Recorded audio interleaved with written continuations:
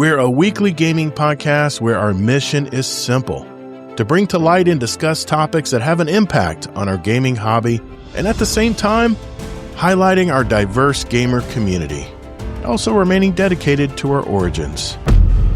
Guardian down. Join me, Todd the Gator, and my co-host Kingsley Mack as we invite a rotating list of guest co-hosts every week to join us at the Guardian Down Roundtable. And now, let's get to it. What's up, Guardians? Welcome to episode 370 of the Guardian Down Roundtable. In our podcast, we talk about news and topics that impact our gaming hobby, especially as adults, all while keeping the focus on our community. We go live every Thursday night, 9 p.m. Eastern on my Todd the Gator YouTube and Twitch channels, as well as the Discord live stage. Hello, Discord live stage. We are a live video show, but we do have an audio version available every Monday morning in whatever podcast players, or you can go to our website, guardiandowncast.com. We love interacting with our chat, so whether you're in the Discord or on Twitch or in our YouTube, if you have some input on tonight's topics, chime in. We want to hear them. We want to talk with you. That's why we do the live shows. Otherwise, why would we do live shows? We want to interact with our chat. So if you have comments, definitely chime in tonight. Let's first say hello to my co-host, Mr. Kingsley Mack from the great state of Utah. How you doing tonight, Mike? Everything good? I'm very tired tonight. It's really hot in Utah. I don't know if I'm going to make it. I should move. But hey, I'm going to be in Alaska next week. Yeah. And the temps are going to be 50s and 60s with a lot of rain. Perfect. Ooh, be a good change. Be a good change up. Yeah. Are you doing an Alaskan cruise, or are you doing like Yes. Nice. First cruise ever for me. I've never really been. No, like I would rather spend money other ways. It's not like I'm opposed to a cruise. Really, the only reason though why I'm doing this is because the in-laws paid for it. So of course I'll take up on that opportunity. And I mean, I would have probably gone with a shorter one for my first cruise instead of a freaking 9-day, but like I'll be fine. I don't get seasick or anything like that. But no, you won't. And you know, you have lots of stops and ports. We're porting out of Seattle, up the coast, a bunch of spots in Alaska, then back down, and then Vancouver Island and Canada real quick, and then back to Seattle. And that'll be a lot of fun. That'll be a fun cruise. Couple words of advice as a cruiser, ex-cruiser. Watch that bar tab. When everyone lines up at the end before they get off the boat, you have to pay your tab. And let me tell you, a lot of people get that shocked look. That's already paid for with Norwegian Cruise Lines. We have the unlimited drink package. Oh my God. Everything's taken care of ahead of time. Even the alcohol. Unlimited. I want video, right? I want video. Hey, if you see a polar bear or a seal, I want video too. I want to see what it's like over there on the other side of the world. So I'm happy for you, man. That sounds like fun. And my in-laws don't even drink, but they decided to get that package for all of us. Heck yeah, and I don't even drink tons these days. You but will. might as well take advantage of it. You will, man. With the free drinks. Hell yeah! Just even just get pina coladas. Like just have them keep coming. They water all that crap down anyway. So might as well. That's awesome, man. I can't wait. I do have a special guest co-host coming in next week. He's been on the show before, but he's going to fill in for Mike next week. And yeah, it'd be interesting to talk with him. And honestly, the week after too, I will try to be here. But if somehow like flights get delayed or something, you might have to pivot last second. That's so fine. I did kind of warn you about that, but I'll really try and be here. So. We'll figure it out. We got a fantastic community, man. I'm sure we can find someone who wants to jump on the show with us and talk with us. So, well, let me introduce our guest co-host tonight. She is one of our community moderator members and has been a part of our community for over 2 years. You can hear her original interview with us back on episode 281 from December of 2024. She's back with us tonight. It's Alekate. How you doing, Kate? Good evening.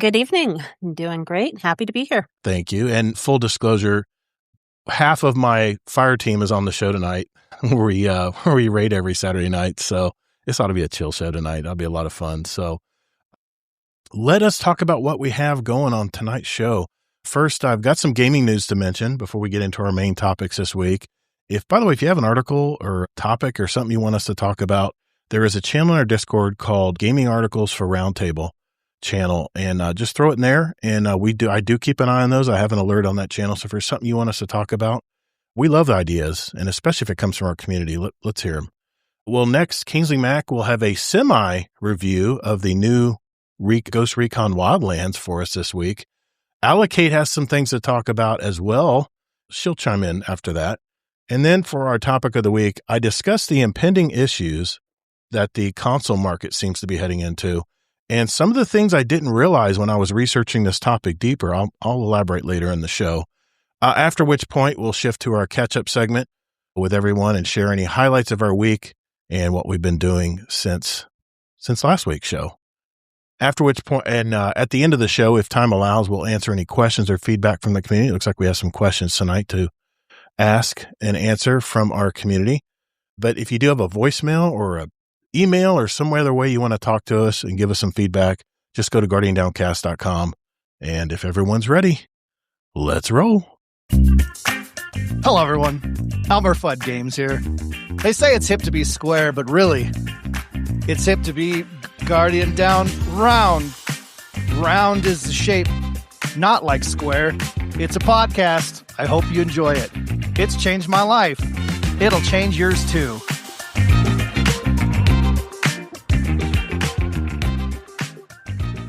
We have some news articles that cross my feed, and I just want to, I'm only going to mention a few of them tonight because we got a lot to talk about tonight. So I am going to jump in first.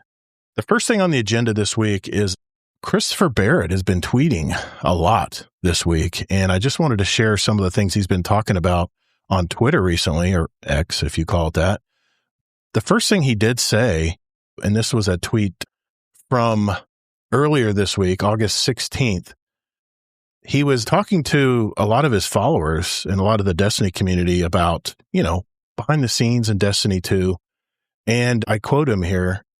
He says, I remember the person in charge of Destiny 2 telling me once that creating, quote, flavor of the month, unquote, enemies, every expansion you needed to defeat was slop.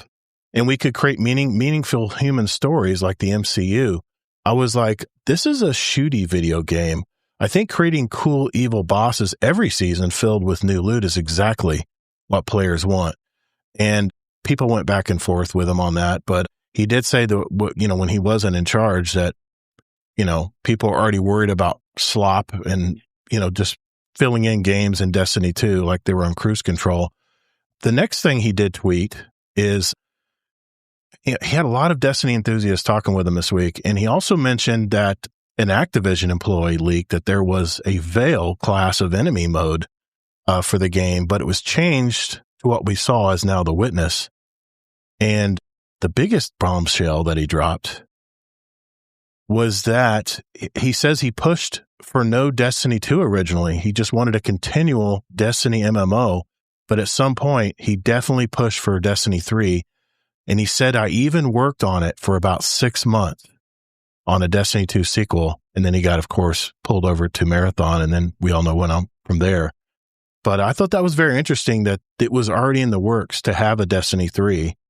I mean, I thought we knew this already. You knew this already? It's not a bombshell. Remember the term we said this before, payback? Remember that term? Oh yeah, I remember that code word. Yeah, we knew already Destiny 3 was being worked on at some point. Yeah. Okay. So I'm not saying people forget so quickly. I feel like it's been so far removed from and I'm not saying you. I'm saying everyone. They thought this was such big news. We already knew Destiny 3 was being worked on in incubation at some point. They do this all the time. It doesn't mean, though, that incubation is totally different than getting the green light for pushing forward. So that Destiny 3 was Payback, which was being worked on. We didn't know who was working on it. So I guess now we know Christopher Barrett. But yeah, we definitely knew already that Destiny 3 was being worked on. You think about it, Christopher Barrett, he's rich as heck. He just settled with Sony. I'm sure he's got, at least tens of millions of dollars. I think he was owed $50 million or something. Man, I just can't even fathom that kind of money. But anyway, he settled for this. He was accused of sexual harassment charges, and I guess they were dropped, or they just Sony just wanted the problem to go away, I think. And they settled with him for, I'm sure, double-digit millions. I imagine it's at least double-digit millions. But, the one thing I noticed that he talked about, and he was very candid. He was just talking, he was just going back and forth, replying to almost everybody that replied to him. And there was hate, but what's funny is the hate just rolled right off of him. It's like he didn't give a shit. He just said, oh, well, that's not the way I remember it, or something like that. I was just kind of throwing how nonchalant he was. Well, I saw that. Yeah, he's so Well, it nonchalant. doesn't have to be nonchalant. It's just chill. It's like chill. It's like, Exactly. because sometimes nonchalant has a bad connotation for That's some true. people, but Yeah. I think he responded brilliantly. Now, I do want He to did. say real quick on the Go for it. point of people, of course, the arguing back and forth, the Mhm. boss of the month versus stories. This is a perfect example of what we say all the time, that different people have different opinions. Yep. Why not both? Mhm. That's what the ideal world is, right? You Yeah. have a good story and you have a boss of the month. Now, having a good story usually takes more time and development. So I get why maybe that's not always prioritized over a boss of the month, because then that's just a asset you can change up a little bit. But Yeah. in a perfect world, let's not even argue over it. You should have both. Yeah, I agree. Kate, you got any input on any of this, all this stuff, or is it just hearsay to you? Just hearsay. It's Been there, we're, done that. We're not in the middle of it. We don't really know. Yeah, you're right. Yeah, the finer details, and Yeah. they're not going to. For every story, there's 3 different versions that are put out. So Exactly. I was just thrown that pick the one you like. I was just thrown that he said that he wanted a Destiny Online, like I had talked about many moons ago, and not going with a Destiny 2. And then finally he realized we do need to have a Destiny 3. And I didn't know he was working on it for 6 months. I guess that was, they said Code Payback, but I thought that was one of their millions of incubators. Yeah. Oh yeah, you didn't know who. Yeah, that's right. That's right. But we did pretty much know that a Destiny 3 at some point was worked on for a little bit. God, and that can just mean like 3 people coming up with ideas for several months. That's all that might mean, really. Yeah. Yeah. So sitting in a room, just because he spitballing. said just because he was working on it for 6 months doesn't mean much was done necessarily. Yeah. It could just be like whiteboards and, like shit like that. But I saw your comment there, Amazing Tiger King. I saw it late. Sorry. Yeah. I was just looking if anybody had any comments on this, but I just miss Destiny news. The news cycle's been kind of dead this week. I mean, the usual YouTubers like to spread their drama, and sometimes I'm interested in it. And this week I just wasn't really interested in any of the drama they were spreading. But there was a story here, and this has 3 parts because it's developed 3 different times since I first put it on my list to talk about. The gaming community has recently been hit with a massive wave of leaked, unreleased footage and alpha builds for some of the industry's most highly anticipated titles, pulling back the curtain on evolutionary new mechanics and side activities from next-gen open world. Upcoming titles are evolving beyond their predecessors, and they talked about Grand Theft Auto 6. They talked about Pokemon Winds and Waves and State of Decay 3, EA Sports FC 27. And the one I want to talk about tonight is Grand Theft Auto 6, because, that's what everybody is kind of waiting to see what's going to happen on it. A massive influx of newly recorded, unreleased development footage and leaked metadata has revealed an unprecedented level of mechanical depth for Rockstar's upcoming title. First, they have advanced NPC and dialogue systems. Player can now choose to either greet, antagonize, diffuse, or threaten interaction with any civilian. Non-playable characters react dynamically to held weapons, complying or fleeing based on the context of what you want to do. They have deep vehicle management. Vehicles now feature individual fuel, mechanical, and storage systems. Trunks, hoods, and doors are fully interactive, and cars suffer meticulous scratch and spark damage during crashes. Third, tactical heist and combat. Footage showcased protagonist characters Lucia and Jason switching weapon hands seamlessly and utilizing first-person point-of-view shooting. There we go.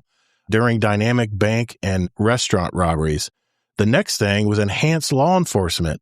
A grueling 6-star wanted level returns. I did like that part. Police AI tracks the player's specific vehicle model, current clothing and face, deploying roadside speed traps and tactical traffic enforcement. And then the last thing they mentioned was the game integrates an honor and stamina system alongside the open world activities specifically designed to build and improve base character stats. That is pretty deep, because I don't remember any of this stuff playing Grand Theft Auto 5. What do you guys think about that? Does that seem like it's a big enough jump, or? as far as I don't care what technology. the jump is. Yeah. If I like the game, I like the game. Now, in the meantime, you should definitely play, and I know you were already hinting at it, but if you like that police BS, Cyberpunk has a really good version of that, which I actually hate. Actually, I hate it. It's so annoying. Really? So I want to be able to do stuff and then them not lock on to me like right away. And they actually do have pretty good AI even in Cyberpunk on how they lock on to you. Okay. It's good to know. I'm sure they'll expand it more in GTA 6, but I'm glad you mentioned that. With all this stuff, are you telling me in GTA 6 I can have people dancing on the top of my car while I'm driving down the street 100 miles per hour? That's what I want. I don't know if you're going to be able to do that. I think the NPCs are going to react to you more is what it sounds like. They're going to be more involved. I mean, I don't know. I mean, they would always go a GTA game yet, but I mean, they'd always, when you pull them out of the car, they'd always go, oh, what are you doing? Police or something like that, you know? Sounds very impressive. But now it's going to be more detailed. Now they will be Todd, what are you doing? That's what they should say. No, is it you go to pull them out of their car and they're going to sit there and fight back? Exactly. Oh, some of them do. Some of them didn't. Oh, in the last game, some of them would fight you, especially if they're male. But there were some women, too, that would fight back. Scarlet Maddie in chat says the guy who's leaking them, charging people to make milestones to reveal more information and clips is crazy. I've heard some crazy stuff like how the Netflix trailer has changed and is now going to be a raid on the hackers. I don't know if it's real, but some real weird things are being said on the internet. Oh, yeah, I'm just getting started, Scarlet Maddie. CyberLeaks is behind a lot of this, obviously the leaks for GTA 6. And they actually have gameplay clips. I'm not going to say what those are because I don't want to spoil the game for anybody who's wanting to jump into it. But they had 3 full gameplay clips. And the full map, by the way, they did get the full map and did post that online. I have not looked at it because I don't want to be spoiled. But they said there's a manifesto and motivations behind this cyber leak. Unlike the traditional data breaches, motivated but purely by financial gain, CyberLeak is framed this action as a pro-consumer protest. The group layered watermarks over the footage reading "No physical disk, then more leaks." Their published manifesto outlines objections to current video game industry trends, demanding that Rockstar halt digital-only pre-orders, guarantee physical media availability, ensure the preservation of offline single-player content, and stop locking baseline features behind expensive Ultimate Editions. Now, Take-Two, I should say, Interactive, and Rockstar Games, they have not released a public statement regarding the group's demands, but they have aggressively issued copyright takedown notices across social media to remove re-uploads of the map and footage. And the leaks have materialized just ahead of a highly anticipated official preview event, which is coming for 3 hours in advance on Netflix, and then 3 hours later it'll be released to YouTube. The scheduled trailer of GTA 6, an extended look, is still slated to premiere on Netflix on August 27th. That's next week. The title is still expected to launch globally November 19th. Now, if that's not crazy enough, the hackers have gone even further. It's not. They have gone even further. They actually have hacked a playable build of GTA 6. I'm trying not to say too much here because I don't want anything to be spoiled, but they've proven they have access to a live playable build of Grand Theft Auto 6. This marks a massive escalation from previous incidents where hackers merely leaked pre-recorded video clips or asset files. And while the group claims to have a full playable build with open world exploration and quests, the exact age and completion percentage of the software remain unverified. Community analysts have noted that the in-game radio music matches tracks released within the last year, proving that this is highly recent developmental build rather than old data from an infamous 2022 mega leak. Unconfirmed rumors suggest the breach may have originated from a compromised employee at Rockstar India. Again, their motive and threats, I think Scarlet Maddie was referring to this. CyberLeak claims their leaks are a form of protest against the parent company, Take-Two Interactive. They have stated they will continue leaking chunks of the game, including major story cutscenes and potential ending spoilers, until Rockstar agrees to change its single-player monetization strategies and reverse its decision to make GTA 6 a digital-only release. Again, they say that Rockstar and Take-Two have been aggressive with DMCA takedowns for other people that are trying to spread it and share it. But I don't know, man. This is escalating. I mean, this is some crazy shit, man. I mean, what do you guys think of this? I've heard about some of this the last couple of days. Yeah, it's been recent. I mean, I just got the notice right before the show about I know the latest, but the playable game. First of all, okay, well, I'll go on the disc thing first. Yeah. It's an interesting stance they're taking, but they don't have the majority of people behind them. I mean, I know there's a bunch of people that are the disc people holdouts, but we still know it's not a majority of people, right? Yeah. And I mean, for hell, the petition still has less signatures for Sony than for the disc one than the Destiny petition has. That's true. But how many people are they really like? I'm not going to buy the game. I'm not buying it. Doesn't come out on disc, I'm not buying. Right? I'm not buying their. Really. Yeah, I'm not buying their no disc thing. I think they're just hacking it just to hack.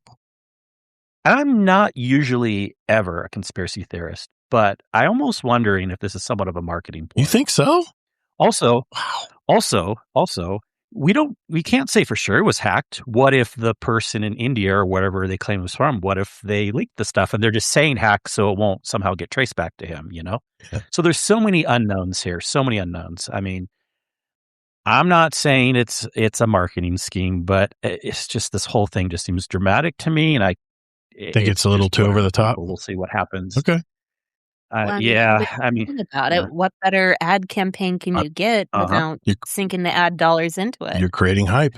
I mean, Rockstar's, you know, a lot of developer studios have done this. They've leaked, you know, something out to the public. I think Destiny's even done that. Haven't there been Destiny leaks before that just kind of were, I don't know, just create a little bit of buzz? Yeah, supposedly there has been some people that have said, I don't know if it was necessarily people like Paul Tassi literally, but other reporters or other community members that said, like, it seems suspicious, like the Bungie employees that were trying to talk to them, it seemed almost a little too pushy, almost like it was a purposeful leak, you know? Yeah. So who knows? But Gotcha. I guess if we really see more and more footage continually popping out, that'll be what calling their bluff, right? If they keep releasing more and more footage, and it's like, when I say more, I mean like 80% of the game gets leaked out or something, like literally like playable stuff, things like this and that. First of all, I don't think that'll ever happen, but let's say it does and it keeps happening. Also, that's weird because at some point you would probably be able to, not guaranteed, but probably be able to start tracking those people down. Yeah. So if it never gets stopped and footage keeps coming out, that almost seems, again, more like it's a marketing thing. I don't know. I don't know. Kate, I didn't want to talk over you. Did you have something you wanted to mention too, or you kind of share the feelings that Kingsley has? Well, kind of. I mean, like I say, right now, getting a new game out there, you got to saturate the market. Yeah. And what's going to work better than, saying, putting out these things and then the company saying, oh, wait, no, that's not final footage. That was leaked. That was stolen, hacked, whatever. I mean, they're getting everybody to look at it. They're getting everybody to talk about it. Yeah. And if it comes back where people are saying, hey, this really looks cool, or this looks, not so much, that's PR for them. Plus they can take it back to their developers and change. Yeah. It's free advertising. Back in the olden days, when I got my marketing degree, they called this guerrilla marketing. And that when it was a new term, but they've definitely put a spin on that since. But Scarlet Maddie go ahead. Oh, I will just say real quick. Like I said, I'm not usually a conspiracy theorist, but this time I will put my stamp on it. And I'm probably wrong, but I'll say this was planned. I'll be the conspiracy theorist this time. Okay. Scarlet Maddie. I'm going to vote with Kingsley on this. You too. Okay. Scarlet Maddie in the YouTube chat says, I feel like they're just throwing up the word protest. So then maybe it can be some sort of defense. If it doesn't make sense, it feels like a random BS go move. And he said, remember when the first mission of Final Shape leaked, like the night before or something? Yeah, I do remember that. Yeah. All right. Maybe it is a non-news item, but the news has been pretty. It's news. It's Yeah. I don't know if the it's motive behind it. Who knows? Yeah. Exactly. By the way, Amazing Taco King said, rest in peace, Hayden Panettiere. She was in some video games and voice roles in industry. Yeah, okay. Make sure I read that out. Yeah, I only know a few years older than me. Payback was canceled along with like 4 other projects. Yeah, that's I thought it was part of one of the one of the starter projects they were working on. Yeah. In GTA 5, they will call the cops on you if they witness a crime. They will deliberately run you off the road if you have timed the event going on too. I mean, if people want to risk federal prison over a video game, that's their prerogative. Yeah, exactly. Yeah, then maybe that leads more to allocating Kingsley's point that maybe this is some kind of quote leak. But anyway, let's move on. Next, we're going to talk to Kingsley. Kingsley, you said you had a semi-review of the new Wildlands. So I'm going to turn it over to you. Oh, I'm sorry. Yeah. The new game that you've been playing. Yeah. So I'll turn it over to you, man. Yeah. Let us know how you liking the game or not liking it. Yeah. So first, I do want to give a shout out to Amazing Taco King and Zitping in the Discord. Oh, Zitping. They came to me and said, hey, yeah, you want to check out this game with us? And I enjoy playing various games. I'm not like, I don't go to like new games like every single week, but way more than someone like you, of course. And the thing that I really appreciate is that I had misconceptions about this game. I even had misconceptions about what Division was for the longest time. I always thought all these Tom Clancy, Division, and Ghost Recon games were like PvP type games, like something that I wouldn't be into. Little did I know that Division is a huge PvE game with endgame like Destiny and live service. And little did I know that, Ghost Recon Wildlands was like a freaking like Far Cry or Uncharted type game with a huge map and is just a PvE type game. So anyone who did not know that also, I highly recommend you check it out.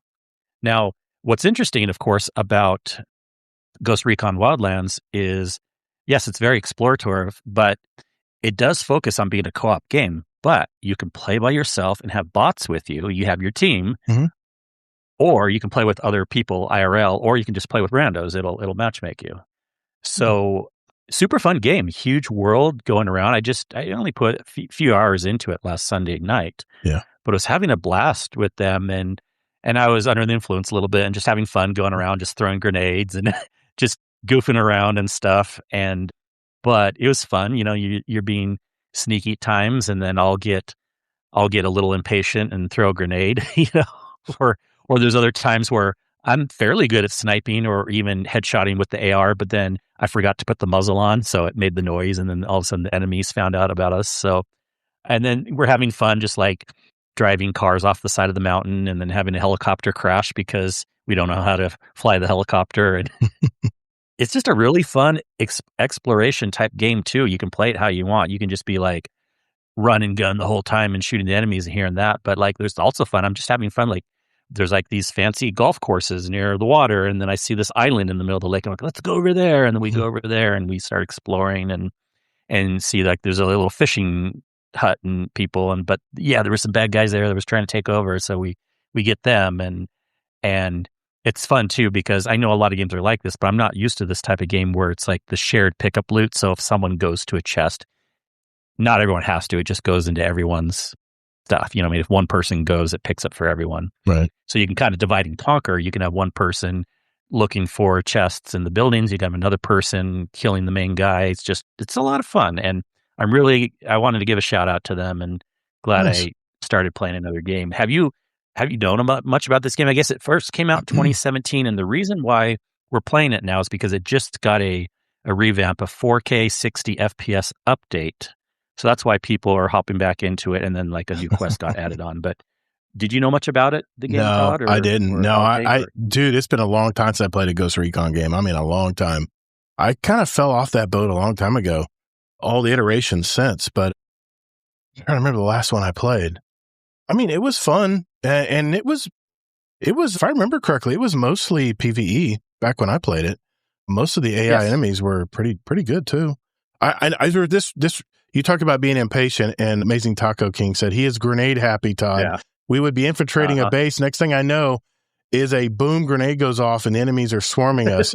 See, See, when I played Far Cry, I was the same way.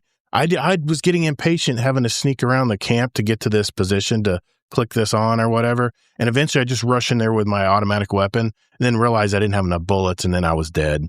And it was unforgiving. It's not even so much about impatient. It's just I was in a goofy mood, but also if I see 4 people grouped up that my grenade can get, yes, I could slowly pick them all off with my sniper, but why not throw the grenade, right? But then, the other people will come running. Zombie says the newer ones are a bit different than the old ones. Okay, I'll have to look into it. I took you should check it out because it got a 4K 60 FPS update. So really? Okay. On PC? That's why we're all kind of and maybe on console, you can let me know in the chat, Taco, but definitely on PC. Of course, it's under Ubisoft. Yeah, all platforms. All platforms. Okay, so cool. It was an easy decision for me because I have Ubisoft Plus. So I just it was included. I didn't have to pay anything, but I don't think it's going to be expensive.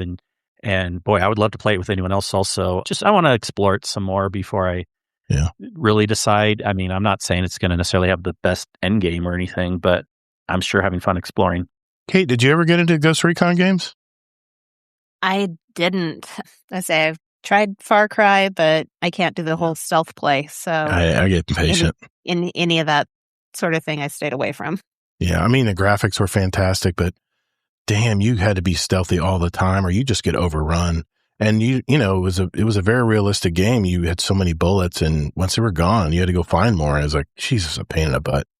But yeah, I don't know. It's been a long time, like I said, since I played a Ghost Recon game, but maybe I'll have to look into it. Maybe it's gotten better over the years. I don't know.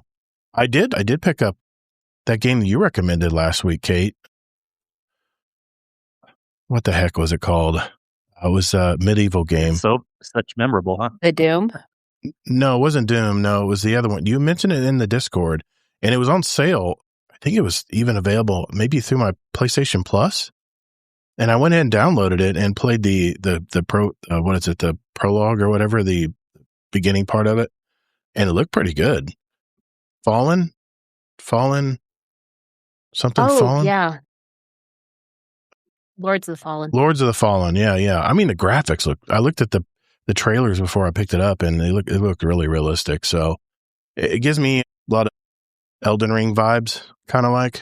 Very, very much so. Yes. Okay. Cool. Well, I got it downloaded. It's in my library now, and I don't leave much downloaded area in my PS5 because all these games take up so much space. But it's in my rotation now, so I'll let you know how that turned out. But the Amazing Taco King says the newer one gives you the option to go guns blazing or stealth or both. Not Dark Souls, but Dark Souls game, very different from the first one.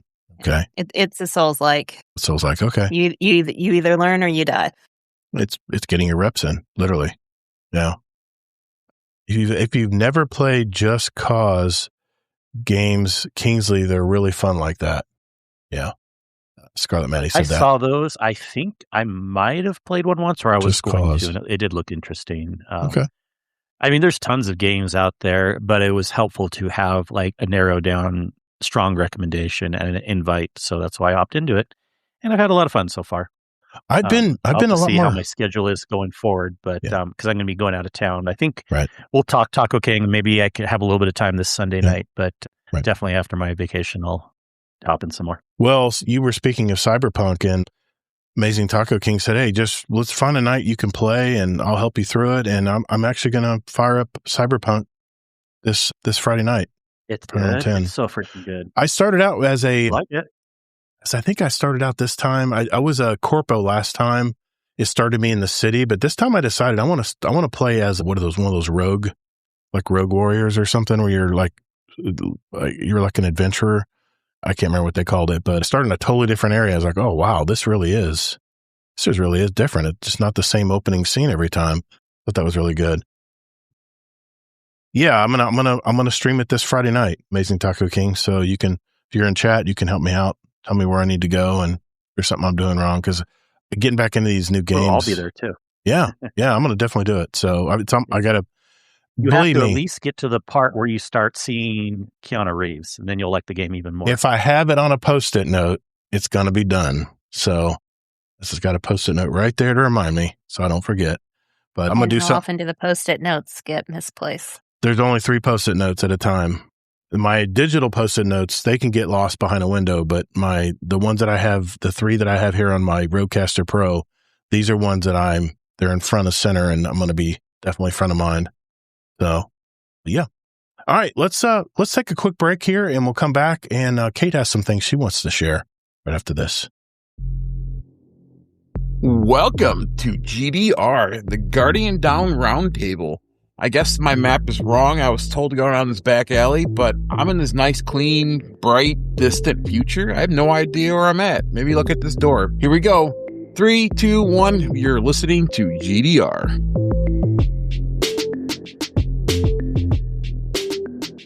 Whenever someone joins our show as a guest co-host, the first thing I ask before I tell them what's going to be on the show is I say, is there anything you want to talk about?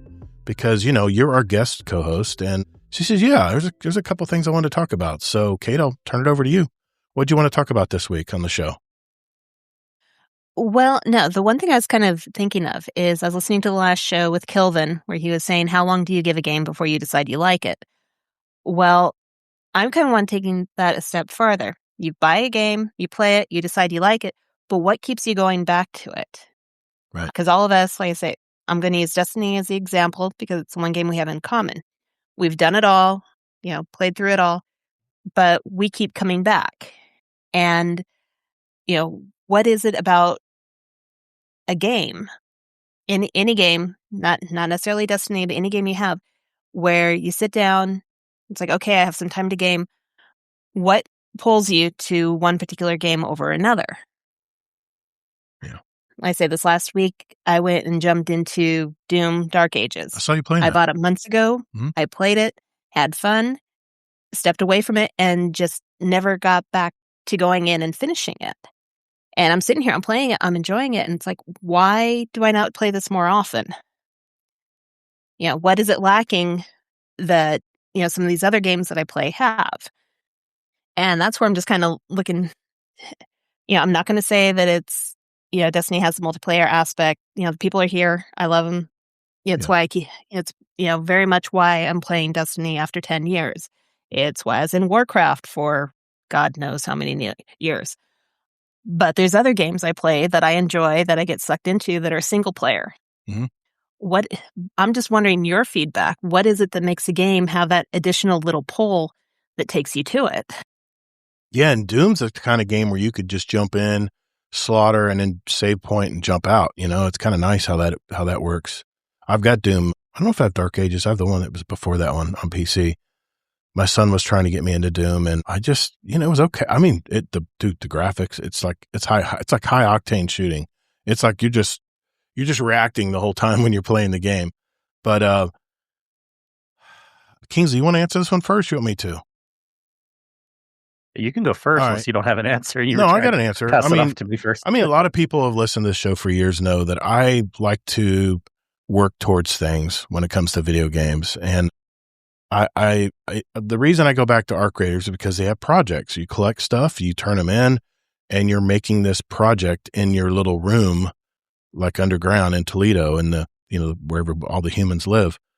And if it's something that I can easily just pick at a little by little, and maybe just like last night, I actually did the show notes on Tuesday night. I usually do them on Wednesday night, but since I had time last night, I was doing some moving around to prep for the thing that's coming.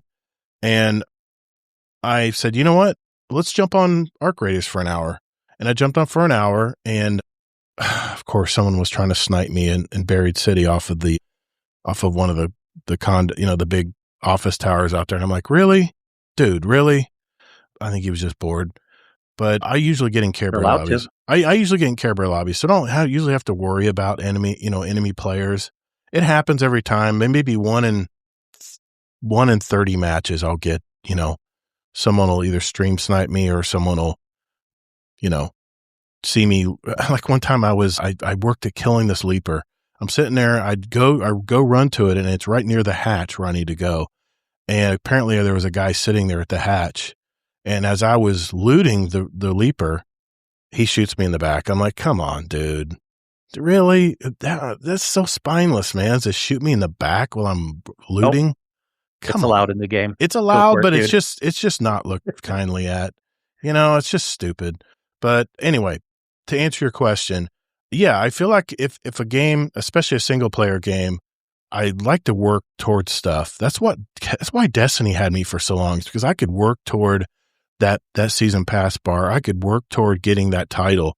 Destiny was the best at it. They had so many different things you could work on for your individual character, not to mention the drip and the builds. And my God, look at all the armor builds we have now to work with. It's going to be a while before I get really bored of Destiny. But yeah, like last week's raid, I wanted to try that new arc build a couple weeks ago.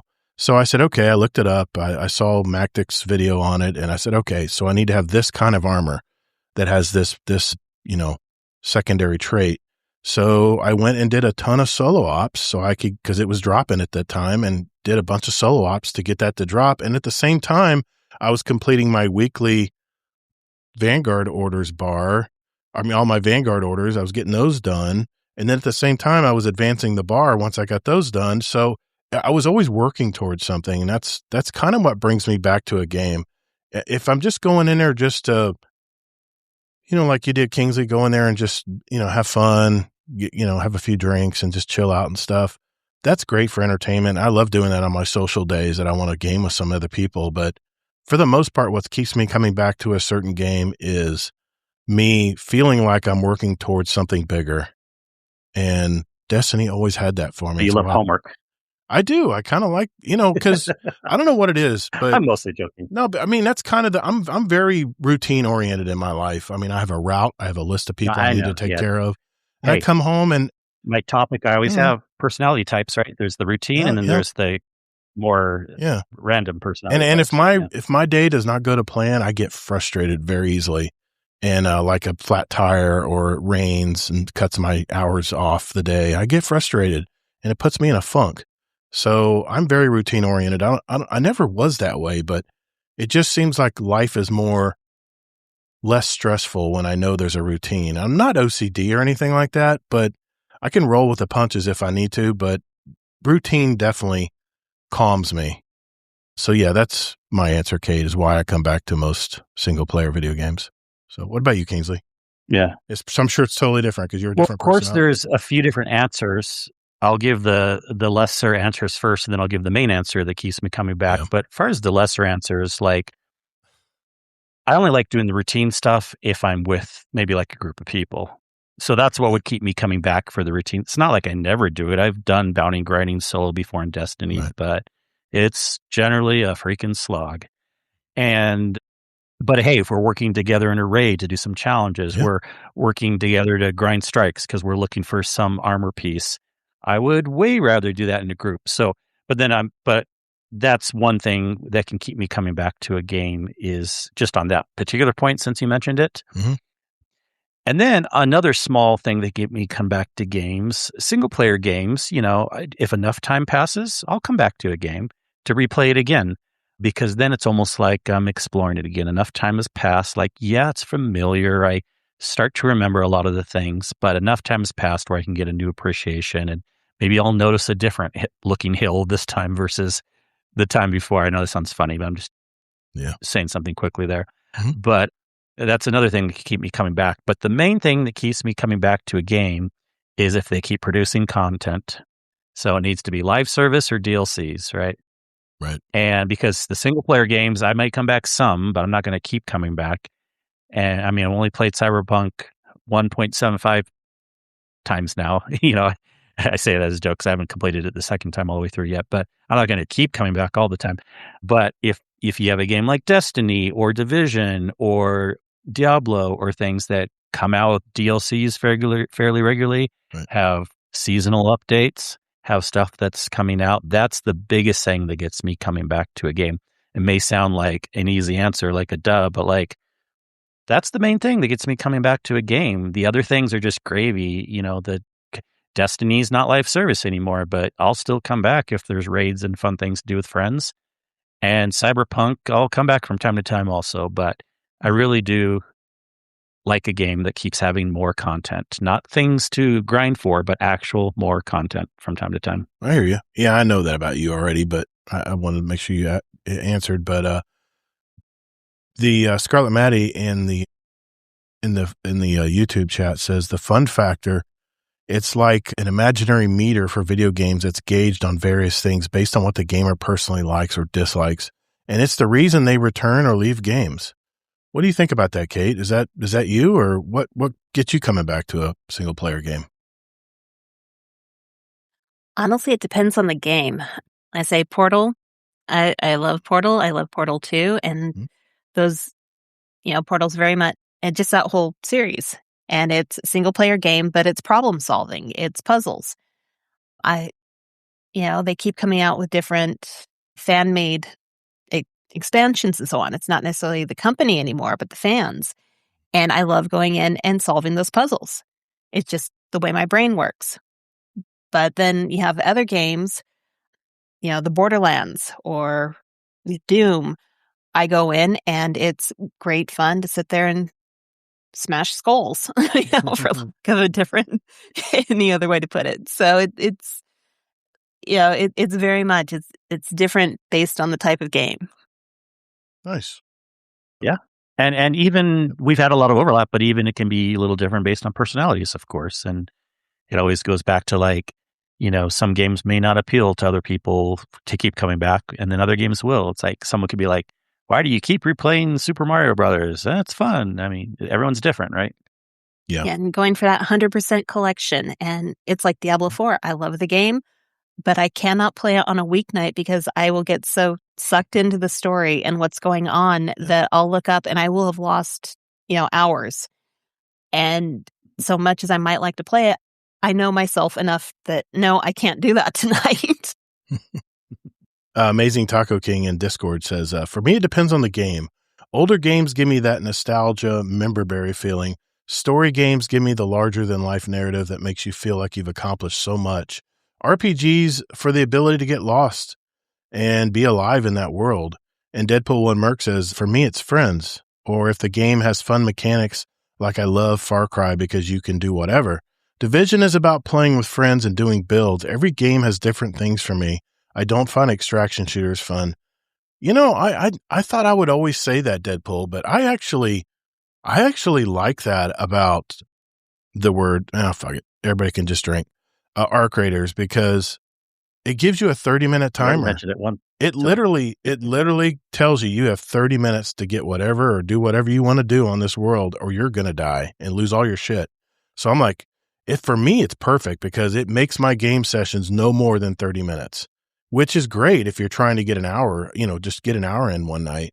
So for that reason, I like extraction shooters, but it's just the PvP part of it that just really doesn't belong in Arc Raiders. And I'm gonna keep thumping that drum. And Marathon, it's the opposite. It is a PvP game, and I don't know why they're trying to make it more PvE. I think out of desperate times, but anyway, that's my opinion on that. But no, I was not single player games. Yeah. Go ahead.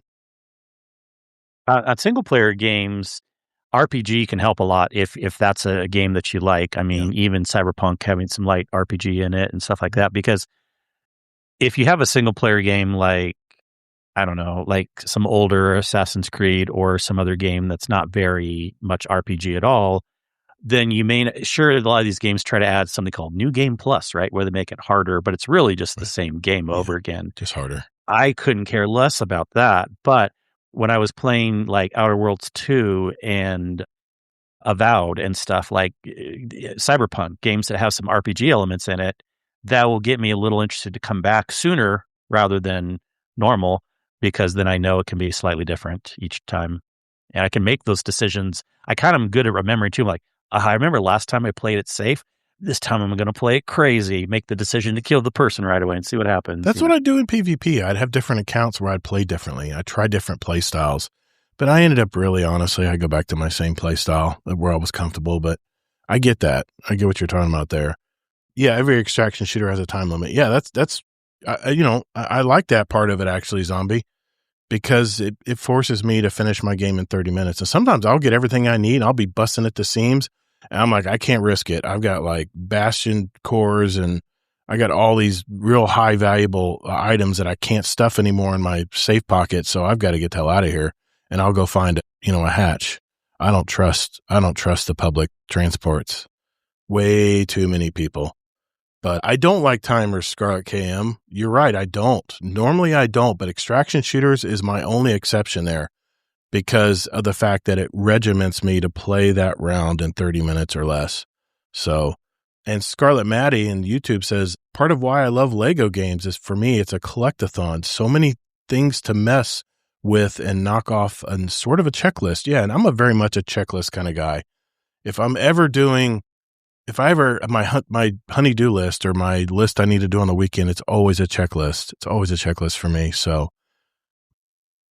Deadpool says, I think it's funny you like timers. Checklist, you'll do it. I'll make a checklist for you. I think it's funny you like timers and extraction shooters. It's just on arc raiders. I mean, I really could care. I don't really like any other extraction shooters. Honey-do lists are totally different than, gaming checklists. But he says he likes it still. I'm a pad and pencil paper. I'm a pen and paper kind of guy. When I write out my list, I still use paper notes and I have the digital ones and virtual ones too. But chisel, stone. I never can see. I just don't have the routine where I can see those. They're not in my face.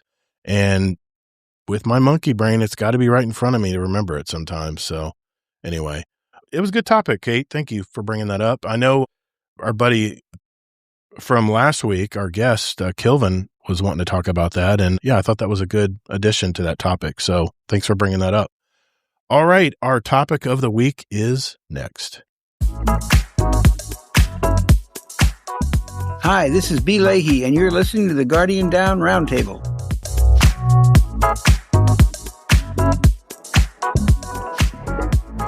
All right, for this week's topic, as we hear the news about hardware prices and memory prices going up, I want to look ahead at the console market and kind of wonder where it's going to go. I mean, what I found as I was researching this topic is that there are some factors that I really didn't think about. So I wanted to bring them up this week. And I know, Kingsley, we've been down this road before about console prices and what its console's going to do, but I mean, we've all heard about the data centers and how the major players are spending this crazy money on server parts, especially the memory chips. What we might not realize, though, is that these major players in the AI industry are buying up to 70% of the world's supply of memory chips. I mean, the remaining consumer industries like phone makers, PC builders, automobile manufacturers, and console manufacturers, we're all left to fight for the scraps, whatever's left over. And to give you some frame of reference here, there is one major server location being built for OpenAI called Stargate Campus that will use the equivalent of 8.3 million PS5s in terms of memory chips. That's not to mention that the other major sites are being built all as well from the remaining AI companies, and they're all using about the equal amount as well. I mean, so you might be asking yourself, well, why don't they just make more memory chips, right? Well, here's the problem with that. Chip manufacturers would have to build new factories to increase their production. They have to invest billions of dollars, probably wait 3 to 4 years in the process to have that return on investment once everything is built. The risk is, of course, is that the AI bubble, everyone keeps thinking it's going to burst, and then they're going to be left holding the bag. So why take all that risk when they're making 70 to 80% margins on their current supply? I mean, they're at max capacity right now. So because of that risk, the remaining industries that need those chips, we have to pay top dollar for just the 30% that's left to us. And so the console prices continue to increase and less people are buying them. PlayStation and Xbox both have had record-breaking declines in the sales of their consoles this year because of the price increases. And the console, which was once kind of an affordable way to get into gaming, is now considered more of a luxury item. So here's the dilemma we have. And I didn't realize this initially. Let's say that PS6 comes out in 2028 and it's $1,000. And let's say because it's $1,000, only a tenth of what they normally sell are their numbers for the year. So what happens is the gaming development companies, they're not going to make games for such a small base of console users. Instead, what they're going to do is they're going to make games for the older generations like the PS5s, which have 83 million consoles out there. in the short term, Sony's fine because they have 90 million units out there, but consoles eventually break and some gamers may not replace them, especially if they're so expensive to replace. So overall, the console market regresses to older games and consoles, and the gaming industry kind of stays frozen in place, if not downright declining overall. So where will gamers go to play their games? I mean, I want to say the PC market, but PCs are in the same boat. They're getting just as expensive to set up and buy, especially gaming computers. Although there are some pluses to PC gaming, like the fact that you don't have to pay for a subscription to play online, and the games are a lot more competitively priced. What do you guys think of this aspect of it? The fact that maybe because there's going to be less consoles out there, like a PS6 or the new Xbox that comes out, that the developers will just say, yeah, pass. We're just going to make games. Maybe like the recent game, maybe just make higher graphical quality games for the older consoles. I mean, do you think that's what you think will happen, or is there some other alternative reality that I'm not thinking of here? Wait, what was that very specific question? When the new consoles come out, well, let's just say they might only make games for the old console? Well, because they're going to be so expensive, there's only going to be a portion of people that can afford them. So let's just use PlayStation as an example here. PlayStation has 90 million PS5s out there, with people who want to buy games for them. And let's just say that 10 million units are sold of the PS6 at $1,000. I think the dilemma for what I'm thinking of here is the gaming developers, they want to sell units. And if there's only a 10 million unit base and they're not all buying that game, that they're going to make instead more graphical upgrades for the older consoles, like Black Flag Resync did. They made a better version of the game, but for existing consoles. Do you think that's the way they'll go, or do you think it'll go some other direction? Oh, so now is it more like you think just older games will come with updates? That's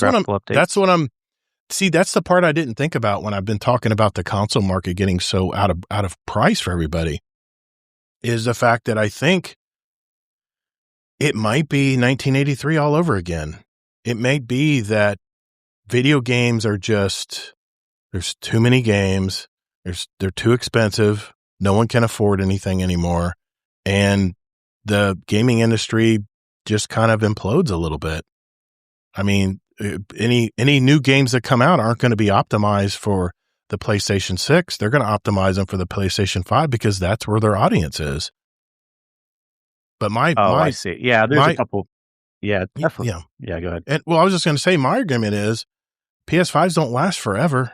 They're going to break. I mean, I think what was it?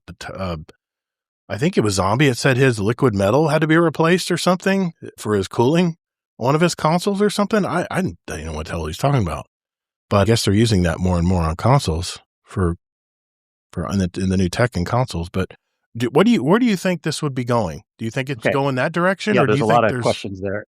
Yeah, I'm just asking you. Where do you think let's say your going? PS5 breaks. Mm-hmm. If you don't have the money to get a new one, you're still not going to get it. You'll either just not have a console, or you'll buy a used PS5, which will still be cheaper than the newest PS6. Yes, maybe not by much, but it will be.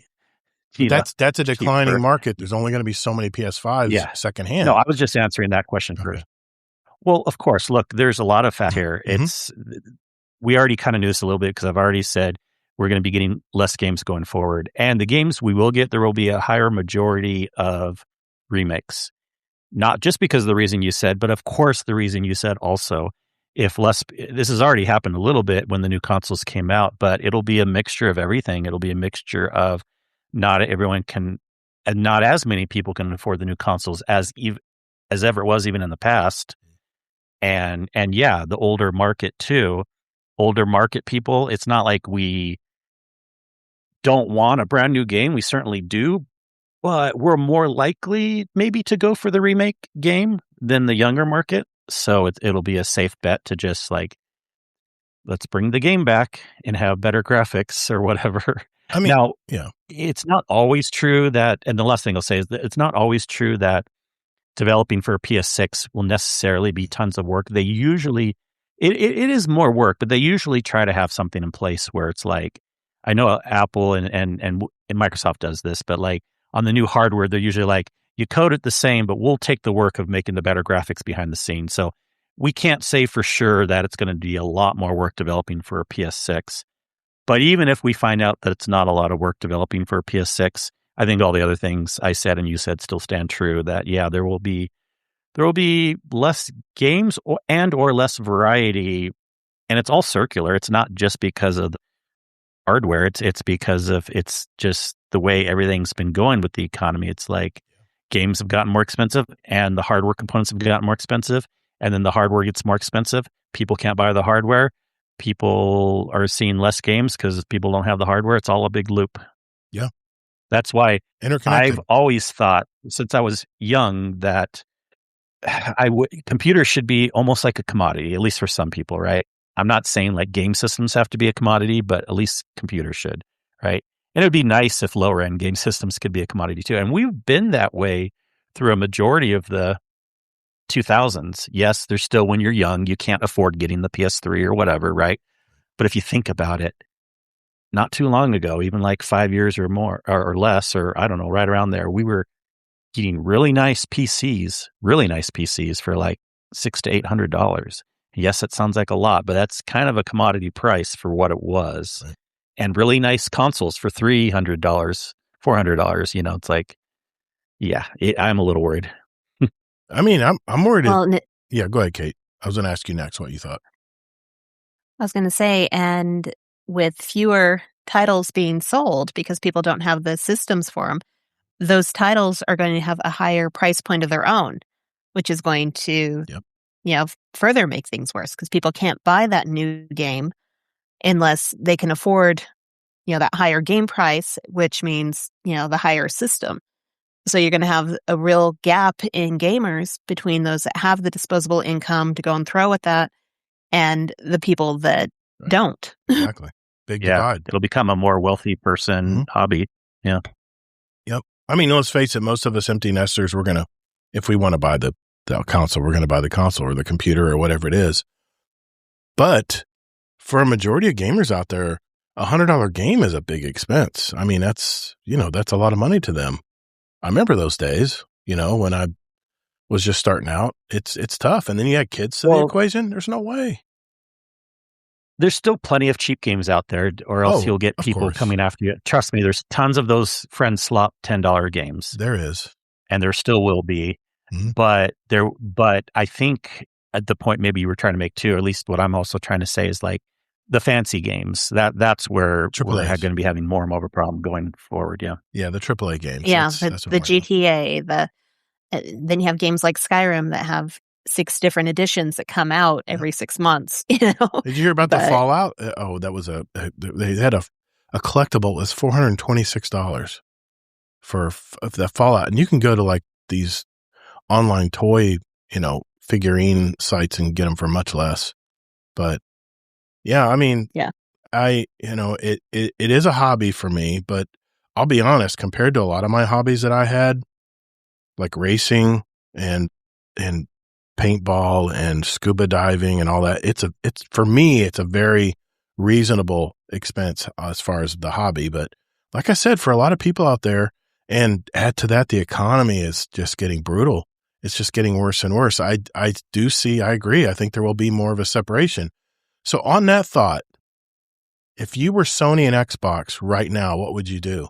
Because I think there's 4 different ways that they can maximize their profits. The first thing they can do is increase their subscriptions, right? You have to pay a subscription to play online on the consoles. The second thing they can do is, of course, the price of games will go up to that $100 mark. They could also, the one thing about the console ecosystems is they can control the players. They're stuck on the platform. They have to use their console to play the games that they've already purchased. So they kind of feel stuck. They can't really go anywhere else.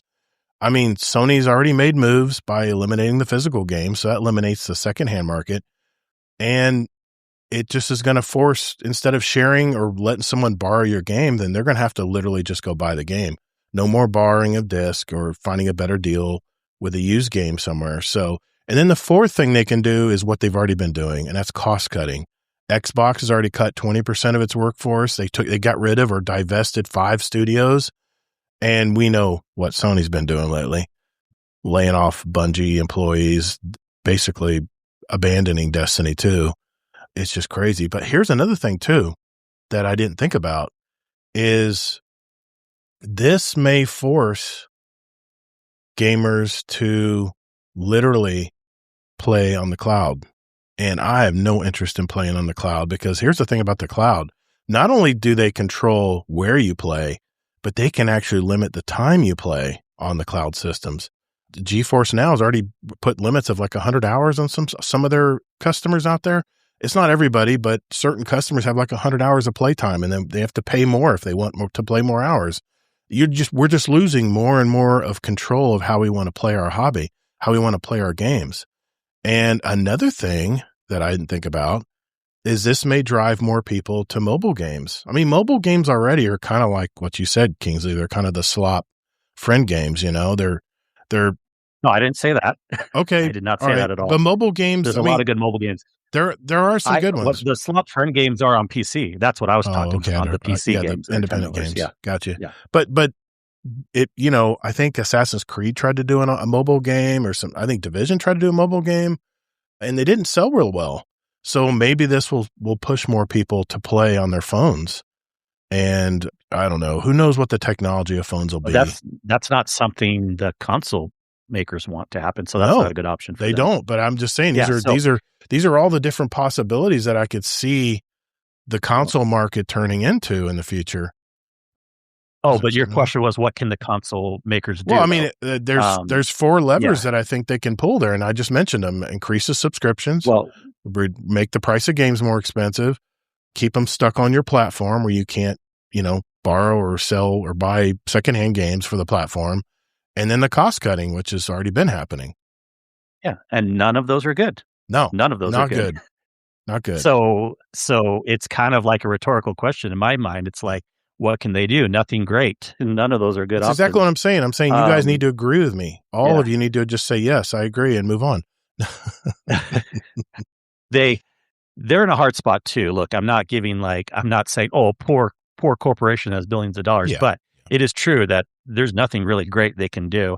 And they've been doing a lot of that. They've been firing people. They've been doing this and that. As far as trying to come up with a creative idea of what can they do to try to get more consumer sentiment, I can't think of much other than maybe just offer more benefits. You have to find not just some super old games, but some medium old games. More value. Offer them for free as part of your platform. Yeah. Say you're buying an expensive PlayStation 6. Well, guess what? This year you get Cyberpunk free.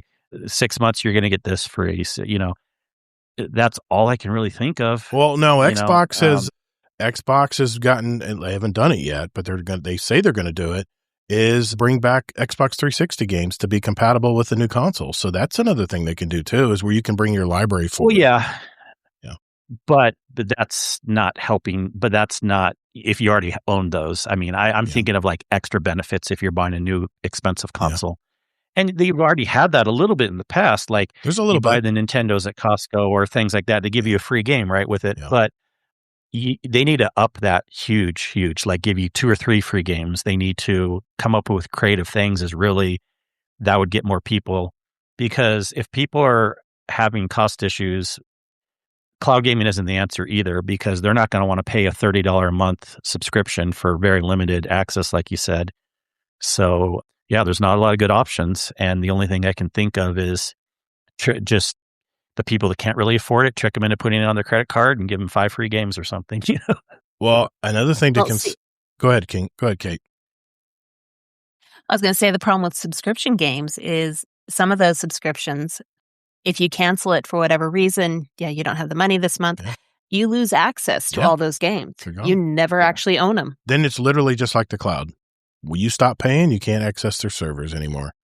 That scares me. I really don't hope everything goes to cloud-based gaming. I have a feeling it will be. It just kind of seems like it's just that's where everything is heading now. But, here's another thing to think about too. Because of lower console sales now and maybe possibly in the future, the big game publishers are going to be way more conservative in greenlighting any new types of games. I mean, probably one of the reasons why Destiny 3 hasn't been greenlit yet. And I think it's going to follow the same way that movie studios act these days. And they're going to just produce a bunch of sequels and stuff that they've already put out. In fact, Obsidian, just in a recent example here, was working on a brand new game, and they were pulled to start working on the next Fallout game. So that's proof right there that everyone's going for the IP that has been proven to work.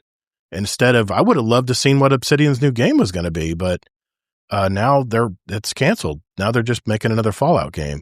Movies have done this forever, man. And I know there's that branch of independent movies out there. That's why I love A24 so well, because they always come out with movies that are not cookie cutter, that are not, the latest superhero movie. No offense to superhero movie fans out there, but it just, I don't know. The stories just are getting more watered down the more I watch these movies. And it just is so nice to have more variety as far as I want to watch or game.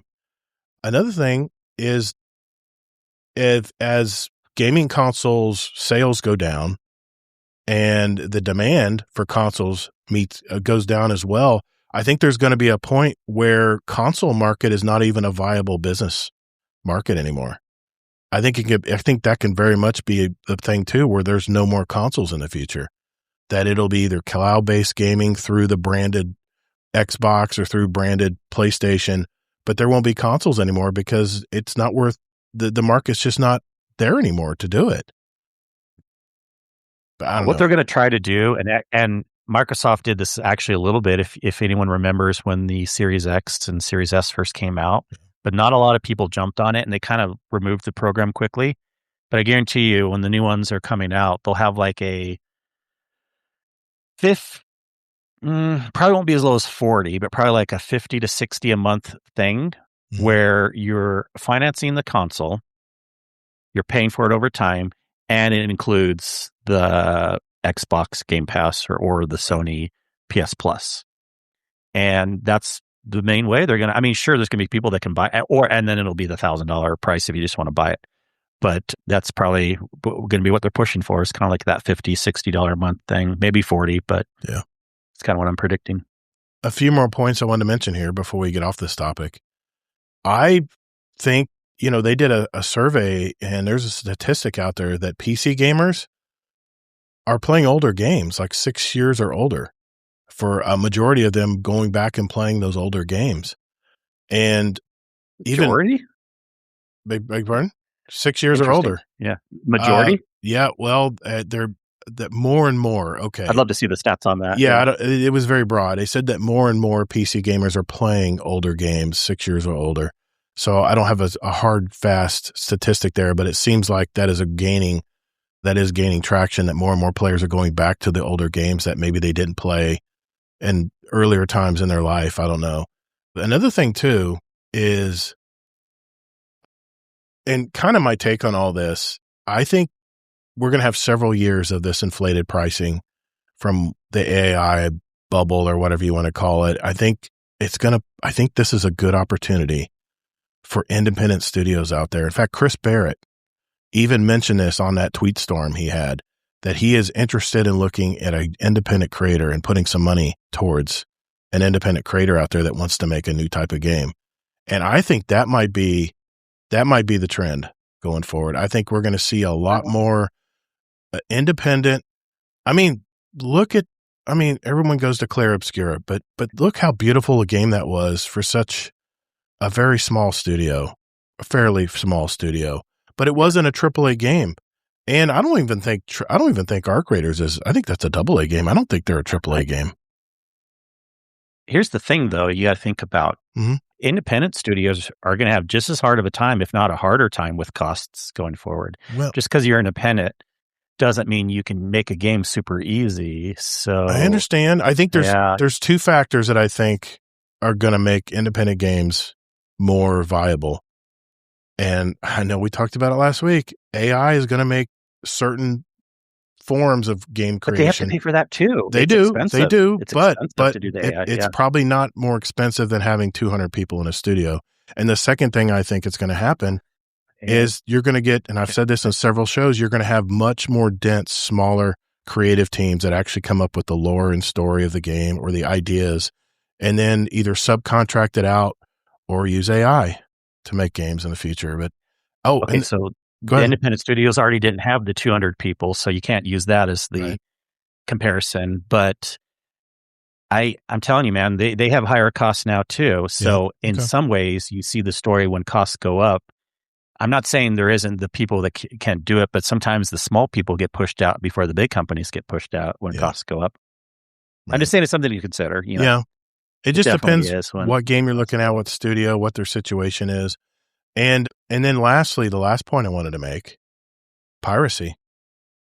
There's already PS5 emulators out there. These emulators are able to boot up PlayStation exclusive games like Astrobot that run on Linux and also are playable on the Steam Deck. So maybe more jailbreaking of consoles or of the games themselves where they can run on other consoles or other things that people already have or own. I don't know. These are just all the little things that I was thinking about about this topic. And I know we've gone down this road before on the future of gaming and all that, but this was kind of a twist that I hadn't really thought about, is the fact that the whole industry could actually regress. Well, I mentioned that 6 months ago. Yeah, yeah, I know. I mean, and everyone, hopefully this all loops back to, we shouldn't have let AI grow this fast. It should have been a slower growth. I'm pissed that they're taking all the chips. I think the days of the cushy studios with masseuses and all, I think those days are gone, man. It's all going to be tightening of belts now, and those people that are used to that type of but it's much more than that. Yeah. The bigger issue is the cost of the chips, and they shouldn't have taken them all. And I think the big Bungie studio, I think that's been sold. From what I heard, I can't remember who I heard it from, but the studio in Washington, I heard that's been sold. So divested. A lot of independent studios, and this goes along with what Taco King said in the chat too, like the Christopher Bear, if he wants to help start a studio, find a rich person. These little independent studios aren't being bootstrapped from just like 5 guys with like $10,000. They usually get some kind of VC funding too. Just because they're independent doesn't mean they don't have a lot of funding. And he even said Expedition 33 was backed by Microsoft funding. So independent doesn't mean no money being spent. It just means they're a smaller, less known studio making games that you haven't heard of yet, And because I'm telling you, the independent studios, their costs have gone way up too. With everybody's has, Yeah, I agree with you there, but so I think this they may go out of business before the big ones do. I don't know, man, because I think it's going to be about how efficiently you can run your development studio. If you can get some efficiencies down, and I mean, Arc Raiders was made for $15 million? They're not considered small though. They have a lot of money, Well, they have Nexon, backing them. Yes, I agree, Taco King. Expedition 33 was backed by Microsoft funding. But I think if you have a rich person or a rich company that wants to invest in your product, your game, then I think that'll definitely help get over. Yeah. Zipping says, then it helps. PC players playing older titles or new games modeled off of older games, a la Boomer Shooter. I mean, the new Quake Dawn of the Machine expansion by Machine Games was free and is huge. Okay. Yeah, Nexon has been out a long time. Yep. South Korean, I think, right? South Korea, Nexon, I think. I don't know a whole lot about that company, but they're definitely coming to light lately. No, that's all I had on it. Kate, did you have anything else you wanted to mention on this that we didn't cover, or something else you wanted to comment on? No, nothing to add. Okay. All right. Well, that was our topic for the week. Kind of an additive topic that I had talked about previously. And like I said, I just got to thinking about it, man. If there's no console sales and if the sales, no one can afford them, then the industry is just going to slowly die off. It's kind of like what I call dieback on a tree. It's where a tree is so old and established and the new growth on it just dies back and it just stunts the whole tree. It just doesn't grow any further and it just kind of looks pale and weak. And sorry, I'm into plants and stuff. So that's horticulture. Horticulture. Yeah. So, all right. Not just consoles that are going to suffer. It's the PC players too. I think the whole gaming industry. But here's the thing about the PC industry: there are a ton of games. I mean, was it 20,000 games last year? That's a lot of games variety. And if there's 20,000 games, yes, I agree. The ones that actually made money were probably AAA. And I think some of those independent games didn't even recoup their $100 to enter it into the Steam library. But I don't know. It just seems like, for me, it seems like PC has more promise than consoles. And that's why I wanted to focus on consoles this week, because I really am kind of worried about consoles. Yeah, just because PC has more games doesn't mean someone can afford it just because it has more games. Absolutely. Still got to pay for it. And there again, PS5 emulators. So you can't afford a PS5? Fine. Just go online and find an emulator and you can play those PS exclusives, because you don't have the console. I don't know. What, the PC you can't afford also? Well, I mean, if say you have a base PC, I mean, Astrobot, I'm sure doesn't need, I mean, it's an older game now, but some of those games that are. Yeah. Well, who has a base PC though? Still not the young kids that don't have money, right?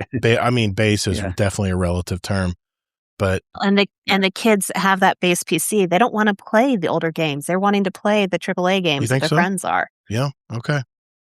My kids never.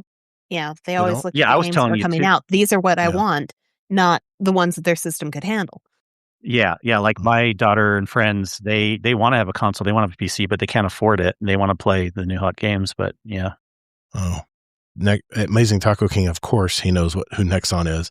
They used to be the free MMO kings of the early aughts, then started making subscription MMOs and killed their popular Western studios because it didn't really affect the Korean market. Yeah, it's definitely a different ecosystem over there. All right, somebody block Taco King's access to Google, because no way he knows all this on the top of his head. He's Googling on the fly? I don't know. Be too surprised. He seems to know a lot about games, man. I'm telling you, the guy knows a lot. Hey, I'll stand up for you, Taco King. I bet you knew 80 to 90%. Hey, I mean, he's been on the show, and it wasn't like he was a big pause where he was typing something in. I mean, he was off the cuff, was spouting knowledge. So, what's up, PS4 Berserker? How you doing, man? All right, let's lighten up a little bit. Let's catch up and see what we've been doing this week in gaming and in our lives. Be right back. Hey, Guardians, even though we're now the new Guardian Down Roundtable, all the ways you can contact us are the same. Just go to guardiandowncast.com, where you can email us, write us a review, send us a voicemail that we might air on the show, by the way, and even listen to past episodes, where you can also search for a particular guest of the show.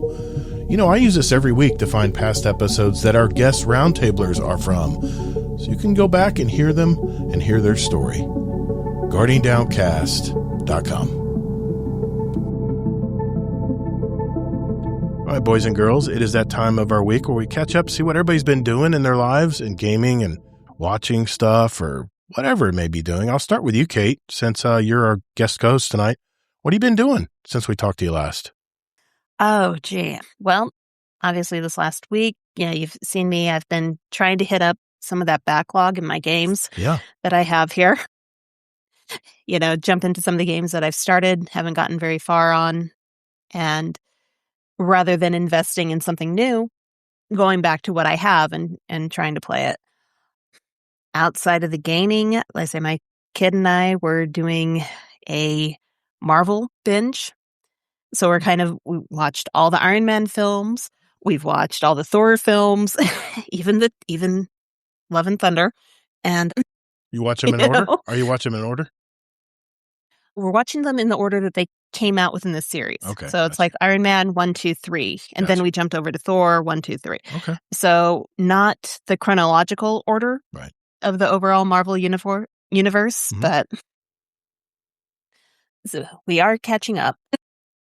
Very good. Right now, we've just started the Captain America, and we're only watching like a half hour at a time. So, pacing ourselves going through gives us plenty to watch. Curious what you think of the new Captain America once you watch them. Well, which one are you talking about? The new one? Oh, the series?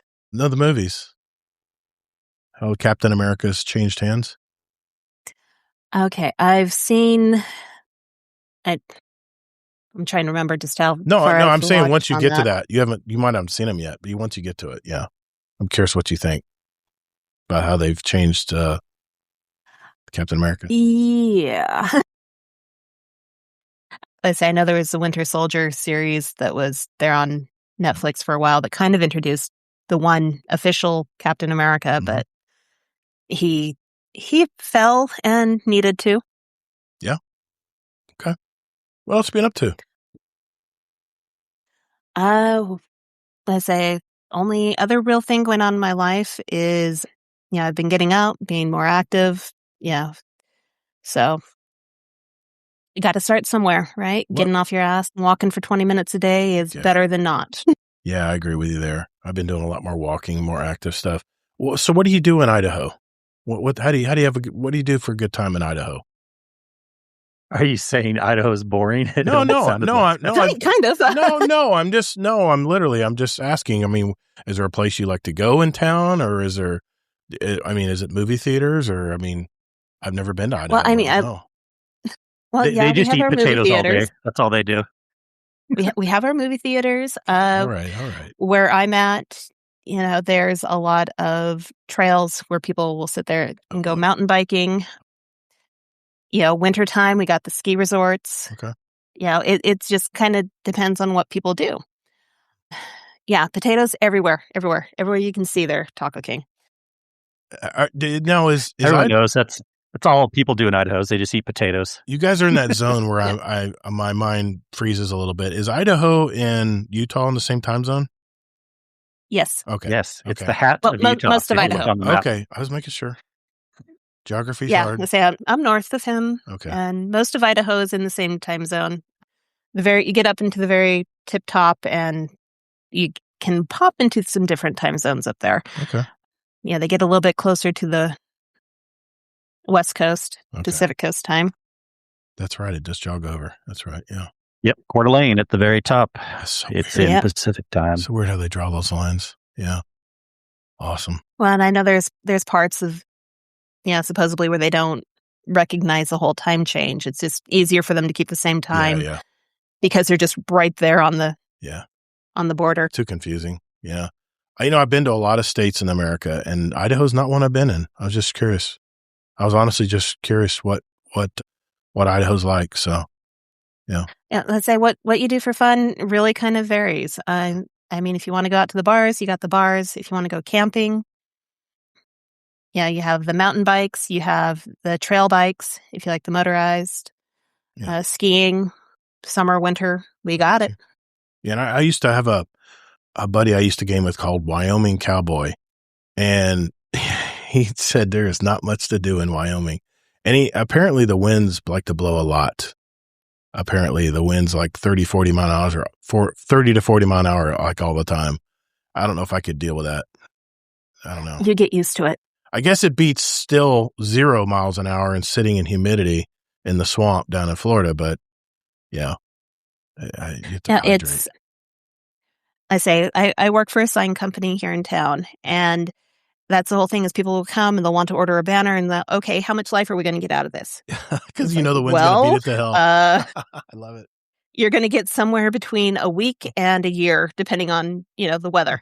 And we don't control that. We do not warrant that. That's cool. That's cool. Nice. Anything else you want to mention? What you've been playing You've been playing Doom: The Dark Ages. You've been playing. Obviously, we raid on Saturdays, and you still raid on Wednesday nights, right? Wednesday, Fridays, and I say with you on Saturday. Nice. Any other games? My Destiny career is going well. And any other games? Because you said you've been trying other games. I was just curious what you've been trying. Well, again, with my son, Lords of the Fallen. There we go. As I mentioned that one, he has the full game, and he keeps pulling me into it. I've just got the buddy pass, so I'm only playing when I'm with him, so he can keep picking me up off the ground. I'm not very good at that type of game. Other games I've been playing with him is the We Were Here series. Right. It's co-op. You have to have a buddy to play it. And again, it's solving puzzles. That's nice. So. Cool. And one of these days I'm going to get back and finish out my BioShock, and All those fun games. That's a fun game. That's a great game. Cool. Well, thanks for coming on tonight, Alekate. I know it was kind of just a chill show tonight, but there's certain guests that I have on. It's just a chill time, and I consider you one of those people. So thanks for hanging out with me and Kingsley tonight. Thanks for inviting me. Yeah. Kingsley, what's been going on with you, man? Yeah, in Utah, we just kind of sit back and all we do is make fun of Idaho all day. I've been not really.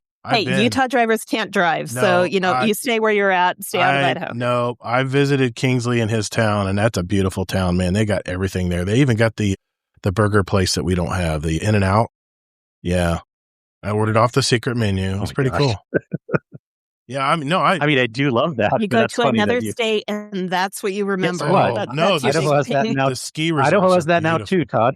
Yeah, the ski resorts. Parts of Idaho do. They do. Yeah. Okay. Yeah.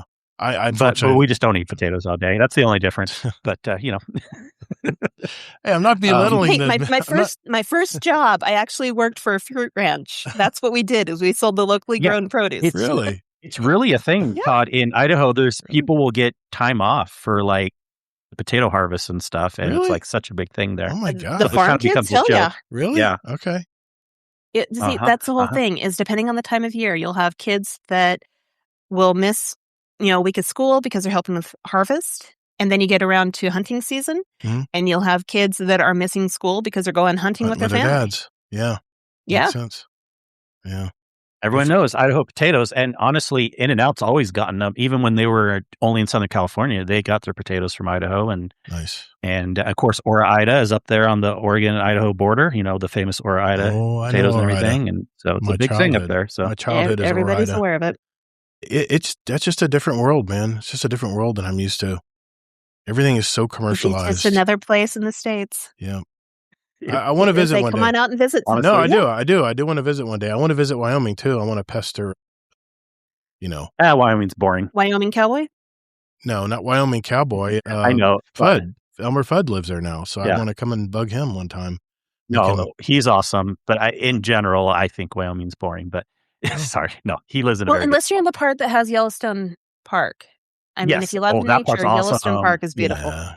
Natural beauty is probably much better than something in Florida. We have our state parks and stuff, but it's stable palms and oak trees and sugar sand. I mean, that's pretty much our Central Florida state parks.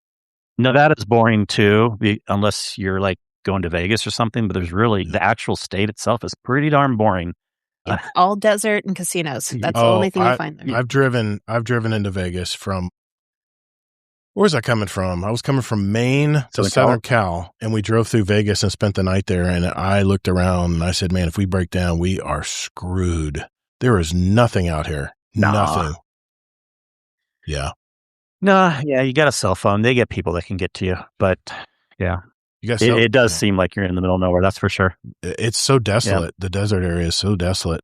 Here I am. You can get in trouble if you're off on a dirt road somewhere. That's I'm used to greenery everywhere, and it was a shock to me when I drove through there. But you see it in the movies all the time. But so what have you been up to, man? What have you been up to this week? I did a little taste test of some coffee this week. I ordered some Taco Bell today. Just the normal. I played video games. Just don't eat the lettuce. Did you get the lettuce on your tacos? I had to do a taste test of. Oh, God. Yes, I did lettuce on my tacos. Look, I was careful, but technically I think something did hit Utah a little bit, but I don't know. I was fine. Fine. And honestly, most of the lettuce, I think the after the fact said only about 10% of that bad lettuce actually went to Taco Bell. So people were just as much trouble if they were buying it from the stores and stuff, It was a certain farm did it, Yeah, it was that Taylor Farms. I'll call them out. I didn't want to call them out, but you did. Okay. Well, it's all over the news, so it's not. Yeah. No, it's common knowledge. Yeah, somehow I survived. That brings up an interesting point too. Now, obviously, if I did actually get sick from it, that would be a legit thing. But people always make the joke, Taco Bell, it gives you stomach issues and stuff. Well, I always make the joke like, you have a weak stomach then, man. It's never bothered my stomach. I lived on it when I was in my 20s. It's all I ate, man, because it was such a cheap meal for lunch, I always liked it. But I guess I've just been Supreme, lucky. man.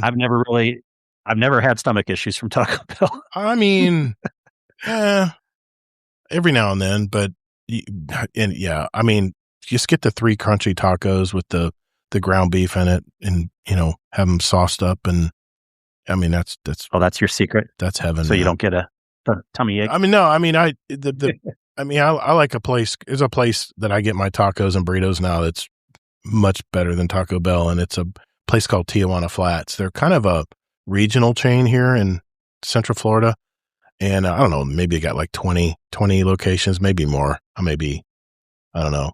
But yeah, I mean, it's inexpensive. I mean, for my wife and I, we go on like a Thursday night. It's like a burrito special.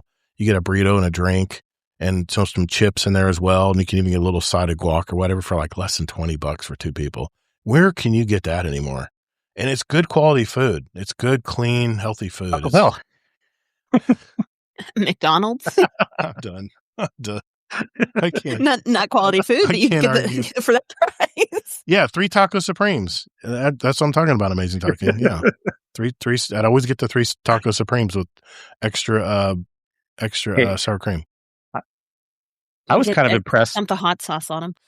No, yeah, do hot sauce. I was kind of impressed with the price when I was getting coffee tests this week. I like Dutch Brothers a little bit better now. I'm glad I tried them again. I'm still more of a Starbucks guy or Beans and Brews, or other local places. But I was getting a couple of Americanos at different places, and it was only $3.25, which may sound expensive if people are thinking like early 2000s, like a cup of coffee was 50 cents to $1. Well, yeah, brewed coffee, but this is espresso. This is an Americano. So I think $3.25 is still a pretty good price for that. How do you take your coffee?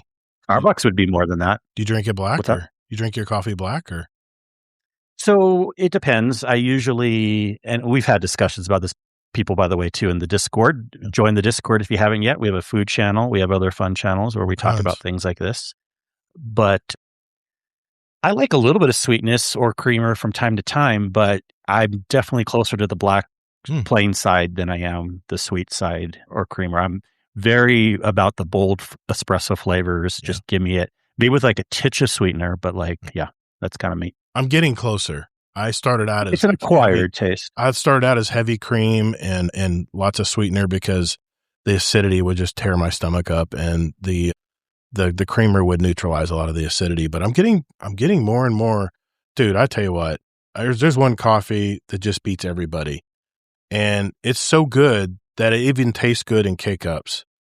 That's Tim Horton, man. Tim Horton. The Canadians know how to make. No, they know how to make coffee, man. I can't drink. I got 100 pack. Tastes way better out of a K-Cup. Oh, dude, I got 100 pack. Tastes way better out of a K-Cup. I got 100 K-Cups at Sam's. It was on sale this week, and I've been drinking nothing but Tim Hortons the last few. Dude, it just goes down so smooth. You hardly need anything with it. This is just the original brew, nothing special, but. Well, yeah, I would rather have a medium level regular coffee than a high level K-Cup coffee, but that's just me. Okay. All right. It's usually a little more pricey. K-Cups are just so weak ass compared to like. I know. Yeah. I know. Believe me, because I have an espresso machine, but my wife is the only person in the house that knows how to use it. I mean, you got to pack it perfectly, and you got to use just an amount of steam. I don't have an espresso machine. Yeah. No, Zombie. But I do have a really good brewer. No, they are weak. I agree, Zombie. They are so weak compared. I'd rather have Folgers, and Folgers is actually pretty good if you open it fresh. The problem is people just let it sit forever. That's what my grandmother would do, is just let it sit forever, But if you open a fresh Folgers, and if you have a good coffee brewer, and it doesn't have to be expensive. And when I say good, ideally just one that brews good, then Folgers is great. I'd way rather have that over any K-Cup. It's way underrated. It's a much better coffee. Even Maxwell House isn't too bad at coffee. If you get the nice breakfast blend, it's not bad. It's not bad at all. Well, and it's got to be fresh beans. You can't have the ones that have been sitting out and have dried out. Yeah. And that's the thing. Yep. I just do a double K-Cup and I do morning. grind beans sometimes. Yeah. I do a good 20-ounce coffee with 2 K-Cups full. I mean, it's plenty of taste for what I need. It's not bad at all. You should K-Cup your bagel. The only time I K-Cup is when I'm traveling, and it's what's available in the hotel rooms. I don't have time to brew coffee in the morning. I'm up and out. I got to go. And you have money? Buy Starbucks then. No, I say my coffee pot has a timer. I pack it at night, and it's waiting for me in the morning. Yeah, when I used to have a regular coffee maker. I used to have that, but then you had to clean out the carafe all the time, and you had to clean out all the crowns and everything. Boo hoo! You have to go and maintain your machine. I'm spoiled. I'm spoiled with my K-Cup. Yeah, just press it down and hit the button. Yeah, Cafe Bustelo. Coffee. It's good. That's good. I've had that. It's good. That's a good one. Coffee. Mm-hmm. It's not bad. Yeah, I like that one. Yeah, people are posting their brands in the Discord chat. Uh-huh. Yeah, and I love this. I got your message, Deadpool, that you're going to be moving to Kissimmee, man. That's great. We'll definitely be able to meet up then and talk about gaming or just get some lunch and chill. But I don't see my level of espresso is like 2 is like a little too little. 2 is like minimum. I'm more like a 3 or a 4 shot guy. But then I heard about Zombie, freaking, what was it, 9 shots or 6 shots? Zombie, no wonder you're in the hospital, dude. Come on, man. That's way too much caffeine, dude. I know you text got to get a good start in the morning, but damn, man. More than 2 cups of coffee. That's a lot. But he said, well, yeah, we won't speak for him, but I think he said there was a reason why. But shots. Oh, no, 7. 7. Okay. Oh, okay, that's better. Only 7 shots of espresso. Still though. Holy shit, dude. God almighty. Dude, I'd be buzzing. My heart would be just like, that'd be like crazy. Hey, man. Your K-Cup is like a half a cup, right? Of espresso. Your K-Cup is equivalent to a half a shot. They actually come fully creamed out too. If you want to make a latte, it'll just mix it's like okay, instant coffee. Anyway, how we got on that topic, but what's been going on with you, man, with this week? Jesus. Well, I'm kind of like making it go longer this time too, because we're good on time and it's fun to like talk about all the extra credit stuff, exactly, right? Exactly. It's like, yeah. We got some questions. Oh, Zit Ping's a coffee snob? Dude, we'll have to talk, dude. We'll have to talk for sure. Oh, another coffee snob. No. I'm a amateur coffee snob, so there you go. Yeah. There you go. Mm-hmm. Yeah, we got some questions to answer too, so stay. Oh yeah, we'll get there. I've been with work. I've been prepping all my customers. I'm gonna be out of town next week, and usually, at most, I'm gone like kind of 5 work days, and then I have like very good internet access. So if there's like a little emergency, I can still help people. But customers are good, and I've usually taken the tact of don't let them know, because if you let them know, they might get antsy. They'll bug you. This time, I had to let them know. I had to, because it was over the danger line, being gone 9 days, from Monday to the following Wednesday. They'll have Starlink on the and boat. I was even talking to the wife. You'll be fine. No, yeah, I know, but I have to let them know this time, and it was mostly a good decision. I kind of said, like, I will be out of town starting next week, and I said this a few days ago, of course. And then if you can think of any projects or things that you had in the back of your mind, you're like, I'll do next week. Well, tell me about it today so I can help you this week before I'm gone next week. And I did get a few people to kind of bite on that and bring their issues up quicker, and then they can't complain when I'm gone next week. Yeah, it never fails, man. If you're self-employed, you still bring your business with you. You can't. I know. You can't I know. But look, when I've been on vacations before, and even this one, I still am the type of person, and even when we had the discussions, like, you're at a restaurant with friends, whatever, like, I'm having fun during the day. I'm not like on my phone 24/7 or anything like that. But at night, when you're just dinking around in the room anyways, watching a show or whatever, that's when I'm going to be doing some work. Why not, right? Have your laptop open. I remoted a couple servers, You're going to be a few more time zones too. You're going to be a lot earlier than a lot of people. Well, the servers, but again, most of what I do can be done after hours anyways. I got you.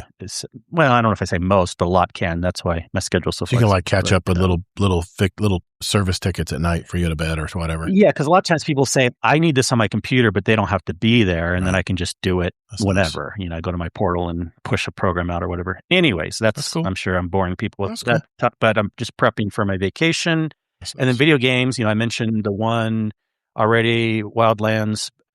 I'm still having some fun in Diablo. It's kind of my comfort / grind game right now, which I usually never grind much in games, but it's still newish to me right now. I'm like going after certain things I have never really gotten yet, right? I can't see myself doing this forever unless some things change up where I pick a new character or something. But I'm at the point where I'm kind of like max level, comfortably in Torment 12, which is the highest level, and I have pretty awesome build with everything. I'm only missing one piece of equipment on Mythic that I should have for this build, which is the highest tier, but you don't do Mythic for all your pieces just because of reasons. Just however your build is best. And maybe if I get that last piece, then I'll be done grinding. But it's just kind of been fun to like watch YouTube videos and then have Diablo going on in the background, which I've never really been able to do that with Destiny. And I think it's just partially because with Destiny, maybe because I still play, I play controller with Destiny, maybe because it's on Diablo. I don't know. Like Diablo's like really the only game I do M&K. And which is funny because some people say they prefer Diablo with controller, but I don't know. Maybe it's that, or maybe it's just the way, since it's that top down, I feel like I don't have to be as immersed, so I can kind of watch videos at the same time while I'm playing it. Cool. So that's pretty chill. And yeah, and we always love the rating. I'm going to say before you, sorry, Todd, and Kate, but you guys can add it in. No. We finished the second Pantheon set with the Morgoth boss. We had a lot of fun with that, right? Yeah, we got it done. I love doing that. I'm loving Pantheon right now. I look forward to it every week. So I like being challenged. It was fun. And we were challenged a bit because you have to really kind of be good on that last part. I have mixed feelings. I don't think they should have done that because it's kind of like a weird check. It's like raids never really have had a thing where you're timed on a jumping puzzle. Nope.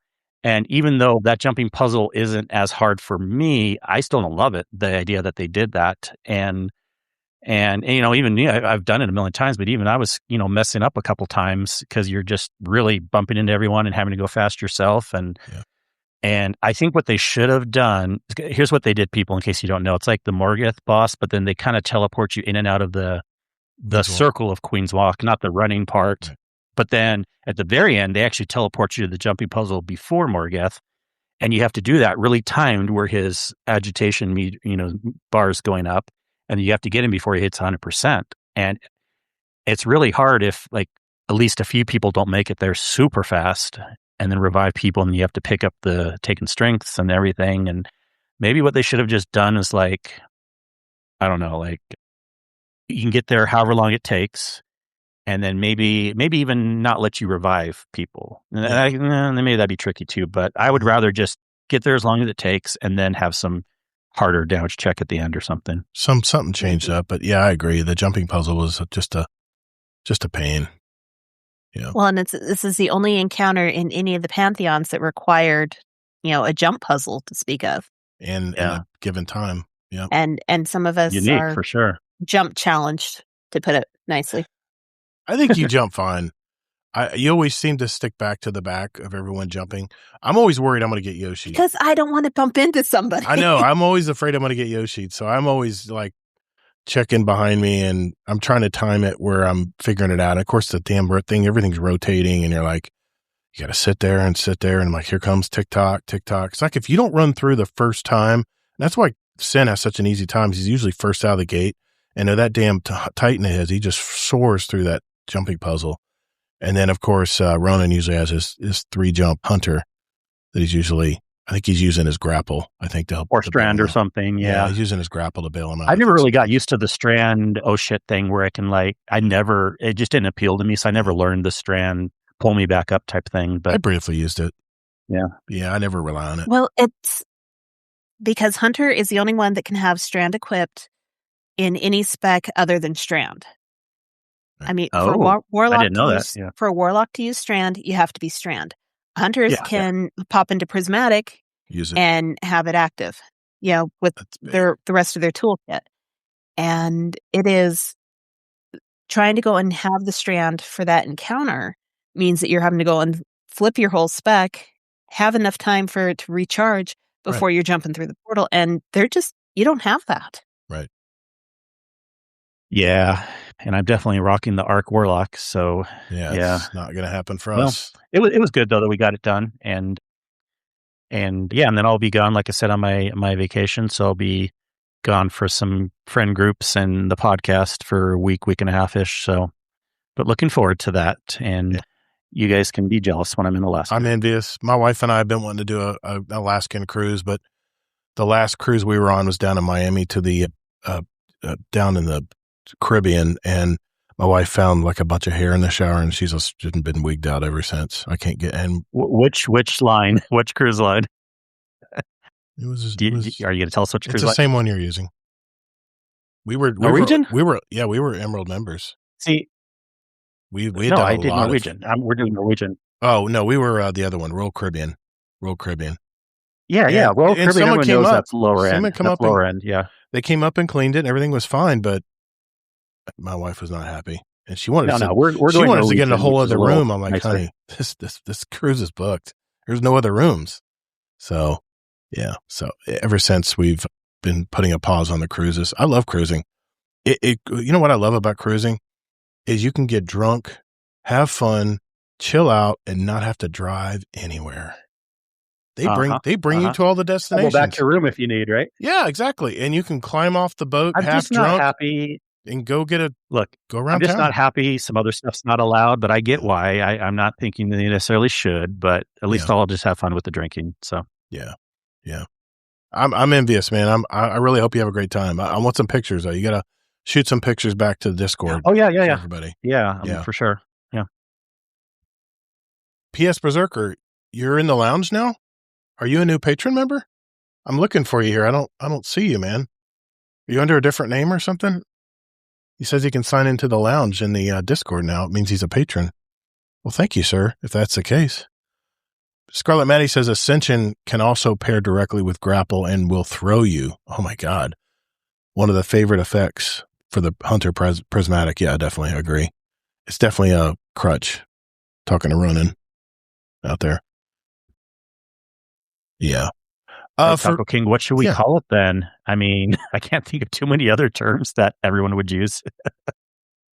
Sorry, go ahead, John. No, Notorious was just saying we were doing Saturday Pantheon runs, but stop. Oh my gosh. I need to do the other parts of the Pantheon. Yeah, the Pantheon's fun, man. I'm really loving it. Yeah. I'm really loving Pantheon. It's a lot of fun. Sorry, that's a big thumbs down on that one, Taco King. Boating adventures. Yeah. Let's see. There's just no winning. There isn't. For me, it's pretty brief, actually. This is the least I've gamed in a long time. I didn't even play Arc Raiders a whole lot. I jumped on last night for the first time all week for, like I said, for about an hour or so. There's a second project I'm trying to finish up, and I don't know, man. I'm just kind of waiting for Arc Raiders to bring their big release on October. And once I know that, October is around, there's supposed to be a lot of big changes they're making.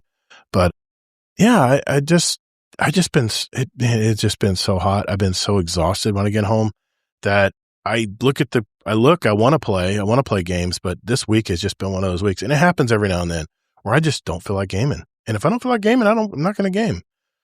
So I've been watching a lot of YouTube and watching a lot of videos. I'm even watching YouTube on my TV, which I never used to do that, but I'll put YouTube on in the morning on my console. on my computer here. And then I'll just go to my YouTube app on my big screen and I'll be making breakfast and stuff and just continue watching what I was watching here. And I don't know, I've been in a real big YouTube spiral lately, but of course, TV wise, what I have been watching is MasterChef. We just watched the last episode tonight with my wife, and America's Got Talent. I mean, it's still really entertaining show. But we did see a movie. My wife and I did see a movie this week using my AMC Stubs A-List membership, where, of course, I can see up to 4 movies free every week. Any screen, any format, free reservations online, all that stuff. And no, I don't get paid to say that. I just wish more people would use it because it's getting more popular. Because I went on a Wednesday night. I went last night, and it was packed, man. I mean, the movie theater was packed. I don't know what was showing, but we did see the new sci-fi movie, The End of Oak Street. It's starring Anne Hathaway and Ewan McGregor as the two main husband-wife characters. It's about a family and a whole neighborhood that is transferred back to the prehistoric age via some weird portal or anomaly or something. And this is probably not going to resonate with any of you tonight, but it reminds me of a show I used to watch as a kid on Saturday mornings called Land of the Lost. Anyone get that reference at all? Because I used to watch that on Saturday mornings. Yeah. Okay. It was like a lot of people know about that. I got a lot of Land of the Lost kind of reference. What's funny is it's a theme-based movie. It's an 80s theme-based movie. And you know when in the 80s how they usually has to have a close-up on one person while the other person was in focus in the background? Remember those effects they would do in the 80s movies? They kept doing that in this movie and it drove me nuts. I'm like, is this like some kind of high school, like college movie student or something trying to try all these effects and stuff? And then the dialogue was like, I'm sorry, but it was like Star Wars dialogue. It was just like so straight and and so weird, which a lot of 80s movies back then were. They were very, the writing was very generic. I'm sorry, lack of another word, but all the dialogue was very generic. My wife were looking at each other going, well, is this some kind of amateur movie night or something? But then we finally got it. It was kind of a parody on 80s movies, and especially like the 80s like action movies. And it was purposely inserted into the movie and all. So once we realized that about 30 minutes in, then we realized what the theme of the movie was. I mean, the story is pretty predictable, but it had a lot of tongue-in-cheek manner to the movie, but it turns really dark when people start getting eaten by dinosaurs. I mean, it's dark, and it, including an important character in the film that gets eaten too. All in all, though, the special effects were really good. The action shots were on point. It was really done well.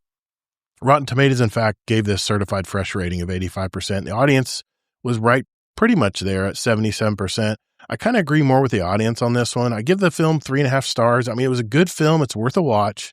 Once you realize it's a parody of 80s films, the dialogue and the story just kind of makes sense. But that's kind of it for me, man. I mean, I have a really exciting, I'm not going to say the T word, but I got an exciting thing coming next week, and you guys hopefully will be able to see it next week's show on my camera. I'm not telling anybody what it is because I want everybody to be surprised, but it's something I've always wanted whenever I started my business. In fact, this is something I've always wanted. It's like one of those bucket list things that I've always wanted to have.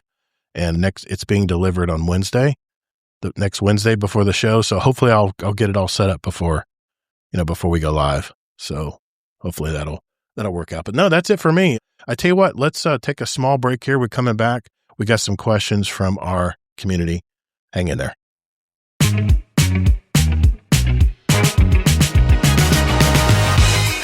Hey Guardians, would you like to send a question for the show to us? There's several easy ways to do it. First, join our Discord server. That's discord.gg/GuardianDownCast. There's also a join link in our show notes down below if you just want to click and join. We have Guardians from all walks of life and all over the world, from new lights to day one players to hardcore gamers. There's also a channel labeled Podcast Questions where you can type in your question for the show. Hey, so come hang out with us.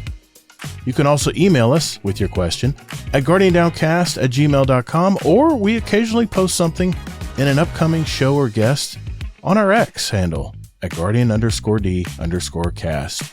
Finally, you can send us a voicemail with your question at guardiandowncast.com, and we might play it on the show. Think of it as talking with us right on the podcast. Hey, I love voicemails, so let's hear them. Thanks for listening, and later, Guardian.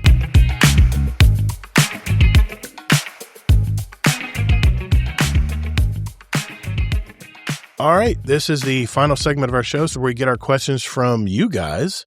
And we do have a few questions in the Discord this week. First is from Miklo, the Mischief Maker, aka Miklo. What is your favorite candy bar and favorite ice cream? Favorite candy bar and ice cream. We'll always go to you first, Kate. Favorite candy bar would be Mounds. Okay. Are you an ice cream enjoyer? Yeah, but I don't really have one favorite. If you're going to look in the freezer, you'll usually find like French vanilla, because that gets you your root beer floats. You can go and make a sundae, banana split. It's the basic. You can doll it up however you want. Yeah. So unless I'm buying like a pint of Ben & Jerry's, I'm going to enjoy for a couple of nights. Right. I don't really have one specific flavor. Yeah, I like all flavors too, but most of you that have listened to this show for a long time know I'm a mint chocolate chip guy, because my kids always hated it, and that means no one would eat it when my kids were growing up. So I just went chocolate peanut butter. I like them all, man. I like them all, and there's certain brands I think are better than others too. I mean, Breyers is a good base. It's a good base for ice cream, but Tillamook is chef's kiss. It is just creamiest ice cream ever.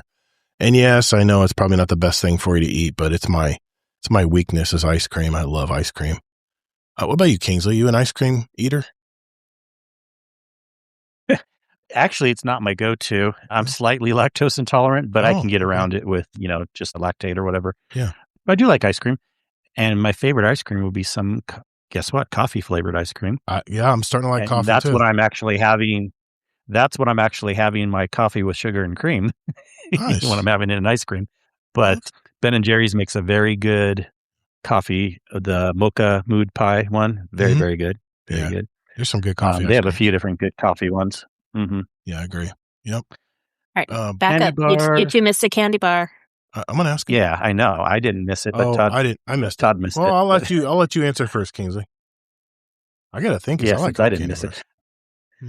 Yeah, that was a harder one, but I did kind of come with that. I mean, at one point, honestly, Kate, Mounds was kind of like a favorite of mine too. That was a really good one. But I would say what I've seen more recently within the last few years is they used to just be in Japan only, but you can hear now. But the matcha flavored Kit Kats. I'm that weirdo that loves matcha. Okay. And matcha flavored Kit Kats are so good. I'll have to try that. Okay. Oh man, I love all the candy bars. I would say I would say it's not really a candy bar. I guess it is a candy bar, but the hazelnut caramel shell with hazelnut and then a little slice of chocolate on top, the toffees. Those are my absolute favorites. If there's a toffee I see on the shelf, toffees? I gotta look this up. What? Dude, come on. I've been talking about toffees for years. How do you spell it? Oh, geez. Toffee. Toffay.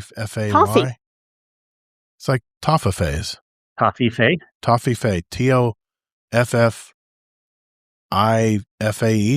Fay. Toffees.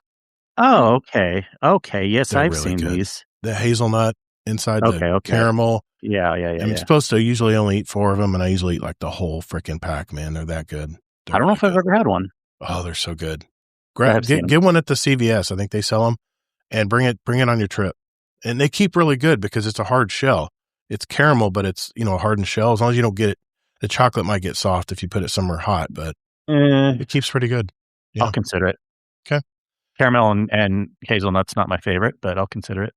Zombie, 2-part question. Is this distracting enough for Sin Media to raid your fridge? If not, how distracting of a distraction would be needed for him to successfully raid the fridge? I think this was directed at you, Kate. I have to interrupt really quick, even though it's for Kate first. Sin did report back to me that he was able to complete his mission. You better go check, Kate. Well, since the only thing I have in my fridge at the moment is pizza left over from the weekend, he's welcome to it. I don't know what's going on. Better check if your pizza's still there. This must be something that's going at this back point, and forth. I don't want it. So. Oh, my God. Oh, geez. It doesn't keep that long. Joke. Kingsley says, what are we having for Taco Bell tonight? Yeah, I mean, I had. Oh, yeah, you can go first. You got some too, right? If you want to share. Yeah, I did. Okay. No, I want to hear yours first. You really both got Taco Bell? Okay. Yeah. I thought you were kidding. Okay. I mean, it started as a joke. I mean what I say, Todd. Okay. But yeah. I got a couple of the Mexi Melts because they're back. It's so weird. They keep coming and going back within the last several weeks and a couple months, but they were back today. So I got a couple Mexi Melts, and then they have this new like steak grilled pepper burrito, which I kind of like. So, yep, that was my order. What'd you get, Kate? I heard you sent your boys out to get it. Yep. Yeah. My kids are terrible at encouraging me to do the bad thing. It's like, well, I should do this or I could do this. And my kids are always going to push me to the one that I probably shouldn't. So he was willing to run. But let's say I just did the rolled chicken quesadilla. Okay. Yum. Kept it simple. It's not bad. Okay. Yeah.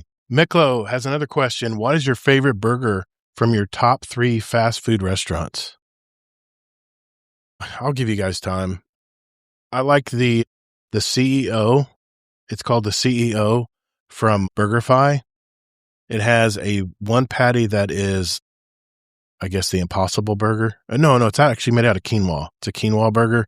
And then it has a really juicy, like real good quality beef. I don't know if it's Kobe. It's not Kobe beef, but one of those really good quality beef patties on top, and it's just like huge. I mean, you barely get your mouth into it. It's just such a big hamburger. But yeah, that'd be my favorite hamburger.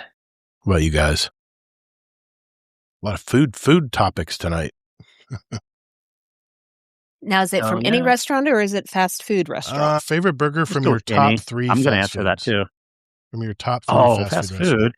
Well, Todd, you went off of fast food then. You broke the rules, so can we break the rules too? I don't care. What do you guys want to say? What's your favorite hamburgers? That's what he's asking. Or okay, all right. Then I will politically correctly. I will say from my 3 fast food restaurants, there's nothing like a Wendy's single, man, with cheese, with a good tomato and sliced tomato and a little mayo, and yeah, put that with their fries and a chocolate frosty. You're set. If we're talking fast food. What say you guys? Mm-hmm.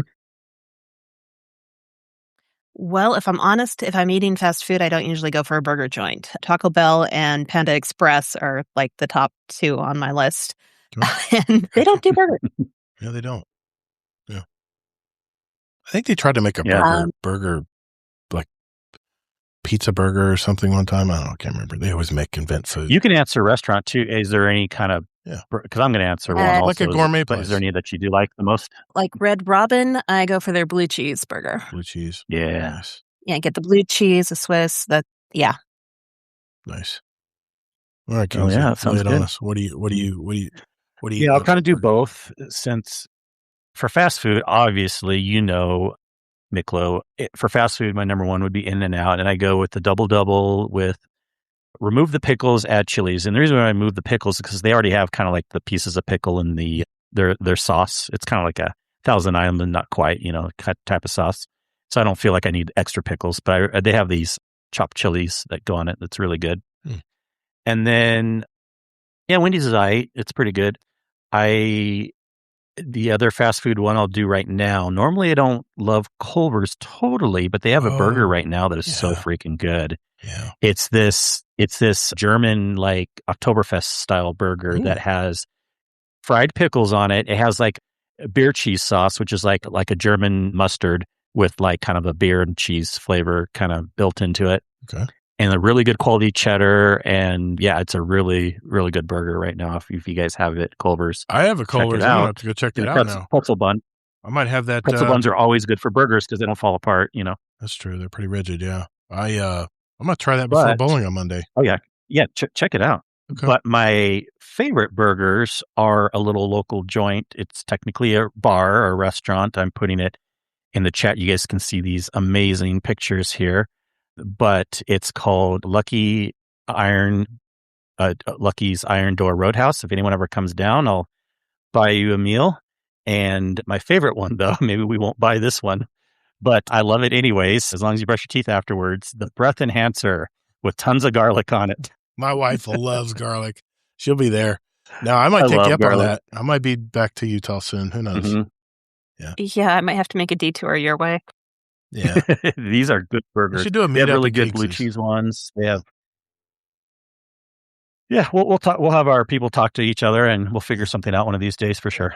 Absolutely. All right, more food questions. This is from Miklo as well. What is your favorite breakfast combo?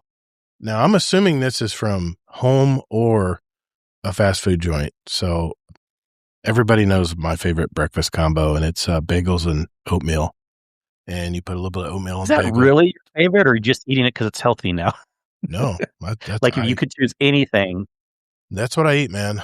That's what I eat. Sometimes I'll throw some scrambled eggs. Your wife's not forcing you to say that? No, I'm telling you. I love oatmeal and I love bagels. Now I will say this.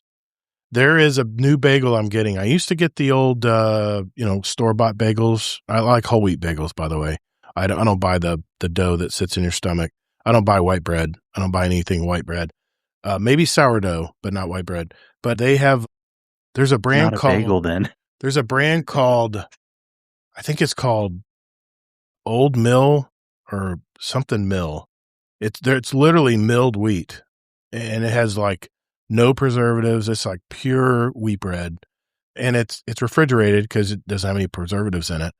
and you get like half the bagels that you normally would get with, your other Thomas bagels or whatever you buy at the store. But God, those are so good, man. You can tell when you're biting into a quality bread that doesn't have a bunch of fillers in it, and it's just really good. You just can't beat it. I buy the I need to go in there and find out what that brand is. But they sell them at Sprouts. If you have a Sprouts near you, that's where we get ours. Yeah, that's my favorite breakfast. I know good bagels. I have a lot of Jewish friends. Trust me, I know good bagels. But now, usually the Jewish people would not say whole wheat. We'll treat this question the way we did the last one. Now, if it comes to fast food, there's nothing like a chicken biscuit at Chick-fil-A. Chick-fil-A chicken biscuits. Ooh, those are pretty good. Yeah. I'm hungry for already, breakfast. Just thinking about it. This is so funny. If I can go next, because where there's a discussion you can see in Space Mafia GDC feedback that I started, because they were talking about, you'll love this too, Kate, about chicken sandwiches and how Chick-fil-A can be overrated, right? And I love Popeye's chicken sandwich way more than Chick-fil-A chicken sandwich. So Popeye's open in my house. However, Popeyes are good. Popeyes are really good chicken sandwiches. Okay. Not that Chick-fil-A's are bad, but what I do like Chick-fil-A for is breakfast. I like their chicken burritos. I like their little chicken biscuit thing. Yeah. I'm going to have to run and get some of those in the morning. Sit on my bagels. So I will go with that for breakfast too. Yeah. I don't know what they put in that damn chicken. Maybe it's the butter on the bun. I don't know, but damn it. Just freaking good, man. I know it's not good for me. Try the Popeyes chicken sandwich, I will. Though. They're opening one. Actually, it's ironic. They're opening a Popeyes where an old Chick-fil-A used to be. Chick-fil-A was so big in our town, they moved it up to a bigger location where there's more parking lot. And the old location, which had a double drive-thru, was really popular, is now going to be, I think it's either a Bojangles or a Popeyes. I can't remember, but I'll have to try it. Yeah. We do have a Popeyes further outside of town. If you haven't had Popeyes, Todd, you need to. Okay. I'll put it on my list. I'll put it on my checklist. That's actually another reason I need to come down and visit Kingsley, because all the Popeyes in my area have closed. So I have a minimum 3-hour drive to get to a Popeyes. It's annoying. For breakfast, though, if I could grab anything wherever I wanted, there is a local shop called Fifth Street Bagels. Yeah, go figure. But they go and make their bagels fresh every day in-house. And you can get, bagel sandwich. And I like going for the cheddar jalapeno bagel with the huevos, which is scrambled egg, diced ham, peppers. Oh, that sounds good. Yeah. I'm such a breakfast kid. I love breakfast. And like I say, they're fresh bagels. They, no preservatives. Mm-hmm. It's buy what you're going to eat that day, because the next day they're going to be hard as rock. Okay. Eat them while they're warm. Oh, yeah. Yeah, I got you. That sounds good. It's one of those things you want to get in there early before they sell out of the type you want. Everything sell out so quick in the local bagel shops. Yeah. Cool. Let's see. What else we got? Let's see. From Soggy Cardboard 55, he's got a question here. Considering Todd likes goal-driven gameplay and having something to work towards, yes, I just said that tonight, has he thought about playing old-school RuneScape? Well, here's the thing, sir. My kids played RuneScape. I never played it. I watched them play it. But no, it's a little too basic for me. I know RuneScape. I know what it looks like. My kids played a ton of it. But I'm not a boomer. I'm Gen X. But no, I would... He's almost a boomer. No, I'm Gen X. I'm clinging to Gen X. No, that's my kids' game. That's my kids' generation of games. So I'm too old to do the RuneScape. I don't know.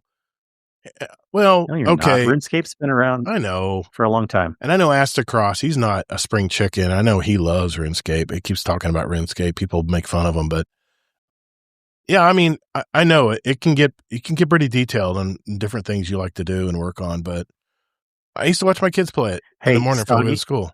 Soggy Cardboard. What you'll learn, since I think you're newer here, is he'll always have an excuse for some game you bring up. So I'm going to play what I want to play. All right, last question. Amazing Taco King. Question for Alekate. Is it safe to say it is more Todd the Gator's fault or Kingsley's? Also, at what hour or wipe attempt in a raid do you become drill instructor Kate? What am I blaming one of them for? Probably for me throwing something, I'm sure. I just love that it's vague. You can think of whatever you want. True. It is open. As far as what hour I become a drill instructor, you'd have to ask the people in my raids. It's if we're sitting there butting our heads against the wall, not making progress, then I will straight up call out whoever's screwing up, or I'll call the raid for the night. Because if we're just, banging our heads against a wall, not making progress, there's no point in being there. Yeah. Yeah, he usually tunes into our raid nights on Saturday nights. Yeah, if you want to see me throw, that's the day. And yeah, as Nolt just put in the chat, if they get distracted off on some target, I'll crack down on them, tell them to shut up and focus. Usually a little bit nicer, but Zombie knows me all too well. The last question, why I don't play RuneScape? No photorealistic graphics. Yeah, I like photorealistic games. Except for Balatro. I mean, it's a card game. I mean, it could be realistic. I mean, I don't know. It's a card game, though. It's like... always an excuse. I don't know. RuneScape Dragon Wilds is free with Game Pass, September 15th. Yeah, I've got Game Pass on PC, but dude, I'll just be honest. I'm not going to play any RuneScape. Sorry. Yeah. That's it, guys. That's our show. You should gift that subscription to someone if you're not using it. I know I'm using it. I'm playing 2 games on it right now. I need to finish,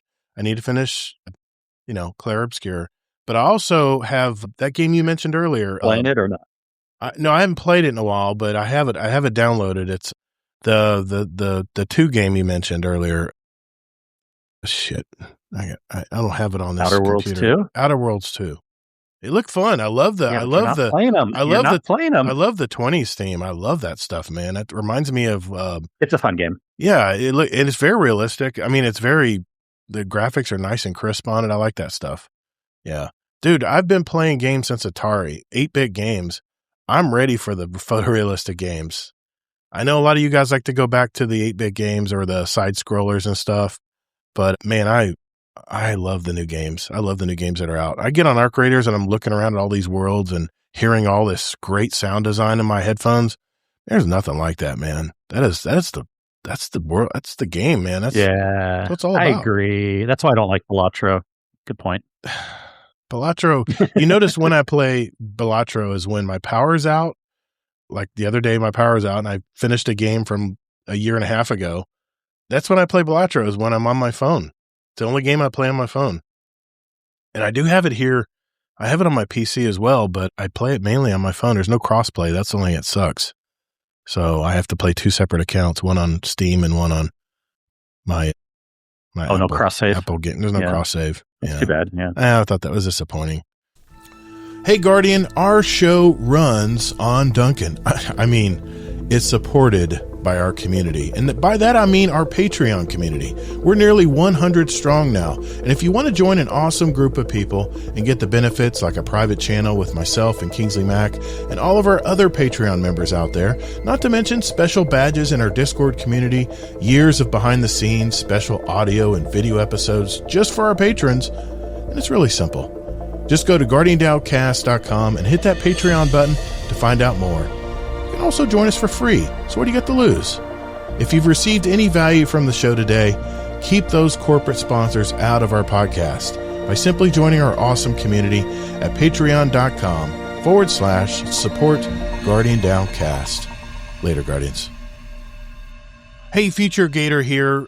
Great show. Thanks to Alekate for returning back and talking with us this week. And of course, my co-host, Mr. Kingsley Mack. We had some good conversations this week. Definitely more of a laid-back, chill show, which I really like that. I really like to be as chill and casual as possible when I can. And yeah, we had good stuff to talk about tonight. First, I'm just curious what you guys think. Do you think all this GTA 6 leak stuff, do you think it's just some kind of guerrilla marketing? Or do you think this is actual hackers that are actually doing this to the company? I don't know. I'm just curious. Also, we talked about, Kate brought back a topic we talked about last week about what keeps you coming back to a game. And Kilvin, wanted to talk about what makes you stay with a game last week.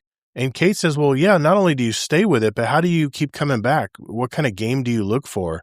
We had some good conversations there as well. And then finally, for our topic of the week, consoles, the console market. I mean, I'm a little worried. I'm wondering if there will even be a PS6 or an Xbox, whatever that comes out. I mean, the way hardware prices are going up, I don't know if it's going to be a viable market. I don't know. I really think that gaming may become more retro, or we might be building more games on our current consoles now, maybe to even just bide time until hardware prices come back down when all this AI stuff goes away or becomes more mainstream, or they figure out a better way to do it. I don't know. It's a complicated problem, that's for sure. I mean, but if Elon Musk puts the data centers on the moon and we just use a bunch of solar power, then maybe we won't need as many of those wafers anymore. I don't know. Who knows? I mean, I still think that they're going to figure it out either way. One thing we know about businessmen is they figure out a cheaper and more efficient way to do anything, for the most part. But we stated our opinions, but what about you? Give us your opinion. You can go to our Discord server. It's discord.gg/Guardian Down Roundtable, and go to the GDR show feedback channel and let us know what you think. We love hearing our comments. If there's anything you want to comment about the show, feel free to put it in that channel in our Discord community, or you can go to our website, guardiandowncast.com, and you can either send us an email or you can just record something on your phone and hit send. That's simple. So I love the voicemails. So don't hesitate and throw us a voicemail if you want. Again, thanks for listening to the show this week and every week.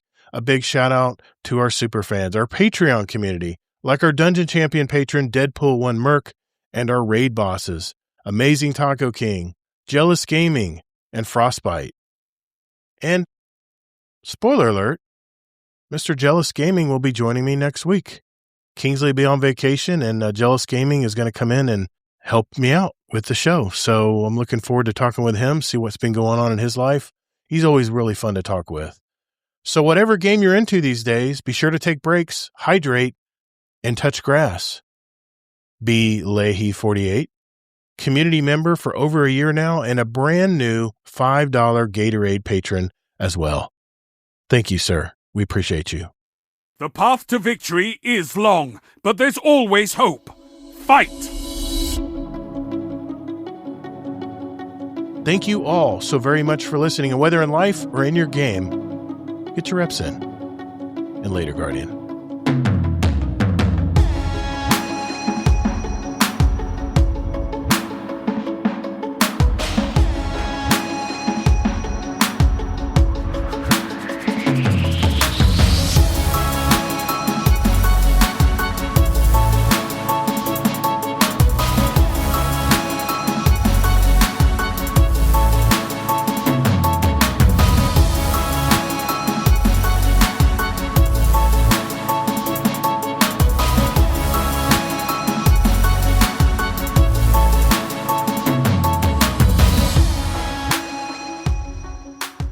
Overtime. Let's do this.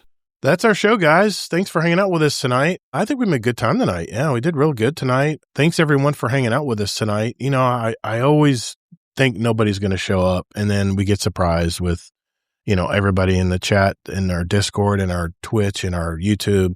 Everybody kind of chimed in tonight. I love that kind of stuff. It's the reason, as long as our chat, talks with us and gives us their input, or ask us questions or whatever, I'll continue to do the live shows. That's why I like doing the live shows. This is my one time of the week where I can talk directly to our community. I say hello and good morning every morning and stuff in the Discord, but this is the time I really like. I like it when everyone's, we're just talking back and forth. So that's why I love the live shows. But anyway, Alekate, thank you very much for coming on yet again to our show. Is there anyone you want to give a shout out to before we go tonight? Yeah, a couple of people. Okay. I'd like to give a shout out to McMaximo and to Miklo. Both of them had their birthdays this last week, here in the last couple of days. And I'll leave it up to them if they want to reveal how many milestones they've passed. Just want to give a big happy birthday. Say that again. What was it two that had birthdays? Miklo and McMaximo. McMaximo. I know how old McMaximo is. All right. Miklo, I don't... Younger than you, hopefully? I think he's a year younger than me, or he's my age. But I'm older, technically, because my birthday's in June. So, technically I'm older, but thank you, Kate. Always a joy to have. Always thank you for coming on the show. You always have some interesting things to say, and thanks for bringing your topic tonight. That was a lot of fun. So I love getting into gaming talk. Mr. Kingsley Mack, anyone you want to give a shout out to tonight, sir? Yeah, this week I'll change it up, and I kind of already mentioned it earlier, but I'll just give the shout out to Taco King and Zitping for playing with them. So that was a lot of fun. That was fun. Good people in the community. Very cool. My shout out is to the Generation X Gaming. You notice I'm wearing their 500th episode shirt right here. I ordered it last week when they had their 500th episode. Congrats, guys. 30 and Still Gaming and Sergeant McCluskey. I've been following these guys for probably 10 years now. I mean, they've been podcasting for a long time. It's just two bros that read the news, the gaming news every week, and they give their hot takes on everything. So it's a very entertaining show. If you haven't watched it, check them out. I think it's 30 NSG is his YouTube channel. That's where his show is. In fact, they go live the same time we do, actually an hour earlier than we do on his channel on YouTube. And I just want to give him a shout out tonight. Maybe we'll have him back on the show down the road, but being that we're live on the same night, it makes it kind of tough. But I always like those guys. They're, of course, Gen X like I am. And congrats, guys. 500 episodes. Fantastic. We're at 370. We're not far behind, but 370 to 500 is that's a lot of episodes. So congrats, guys. Appreciate it. Shout out to you guys. And of course, shout out to our live chat. Thank you, everybody, for hanging out with us tonight. And remember, whether in life or in your game, get your reps in. Later, Guardians.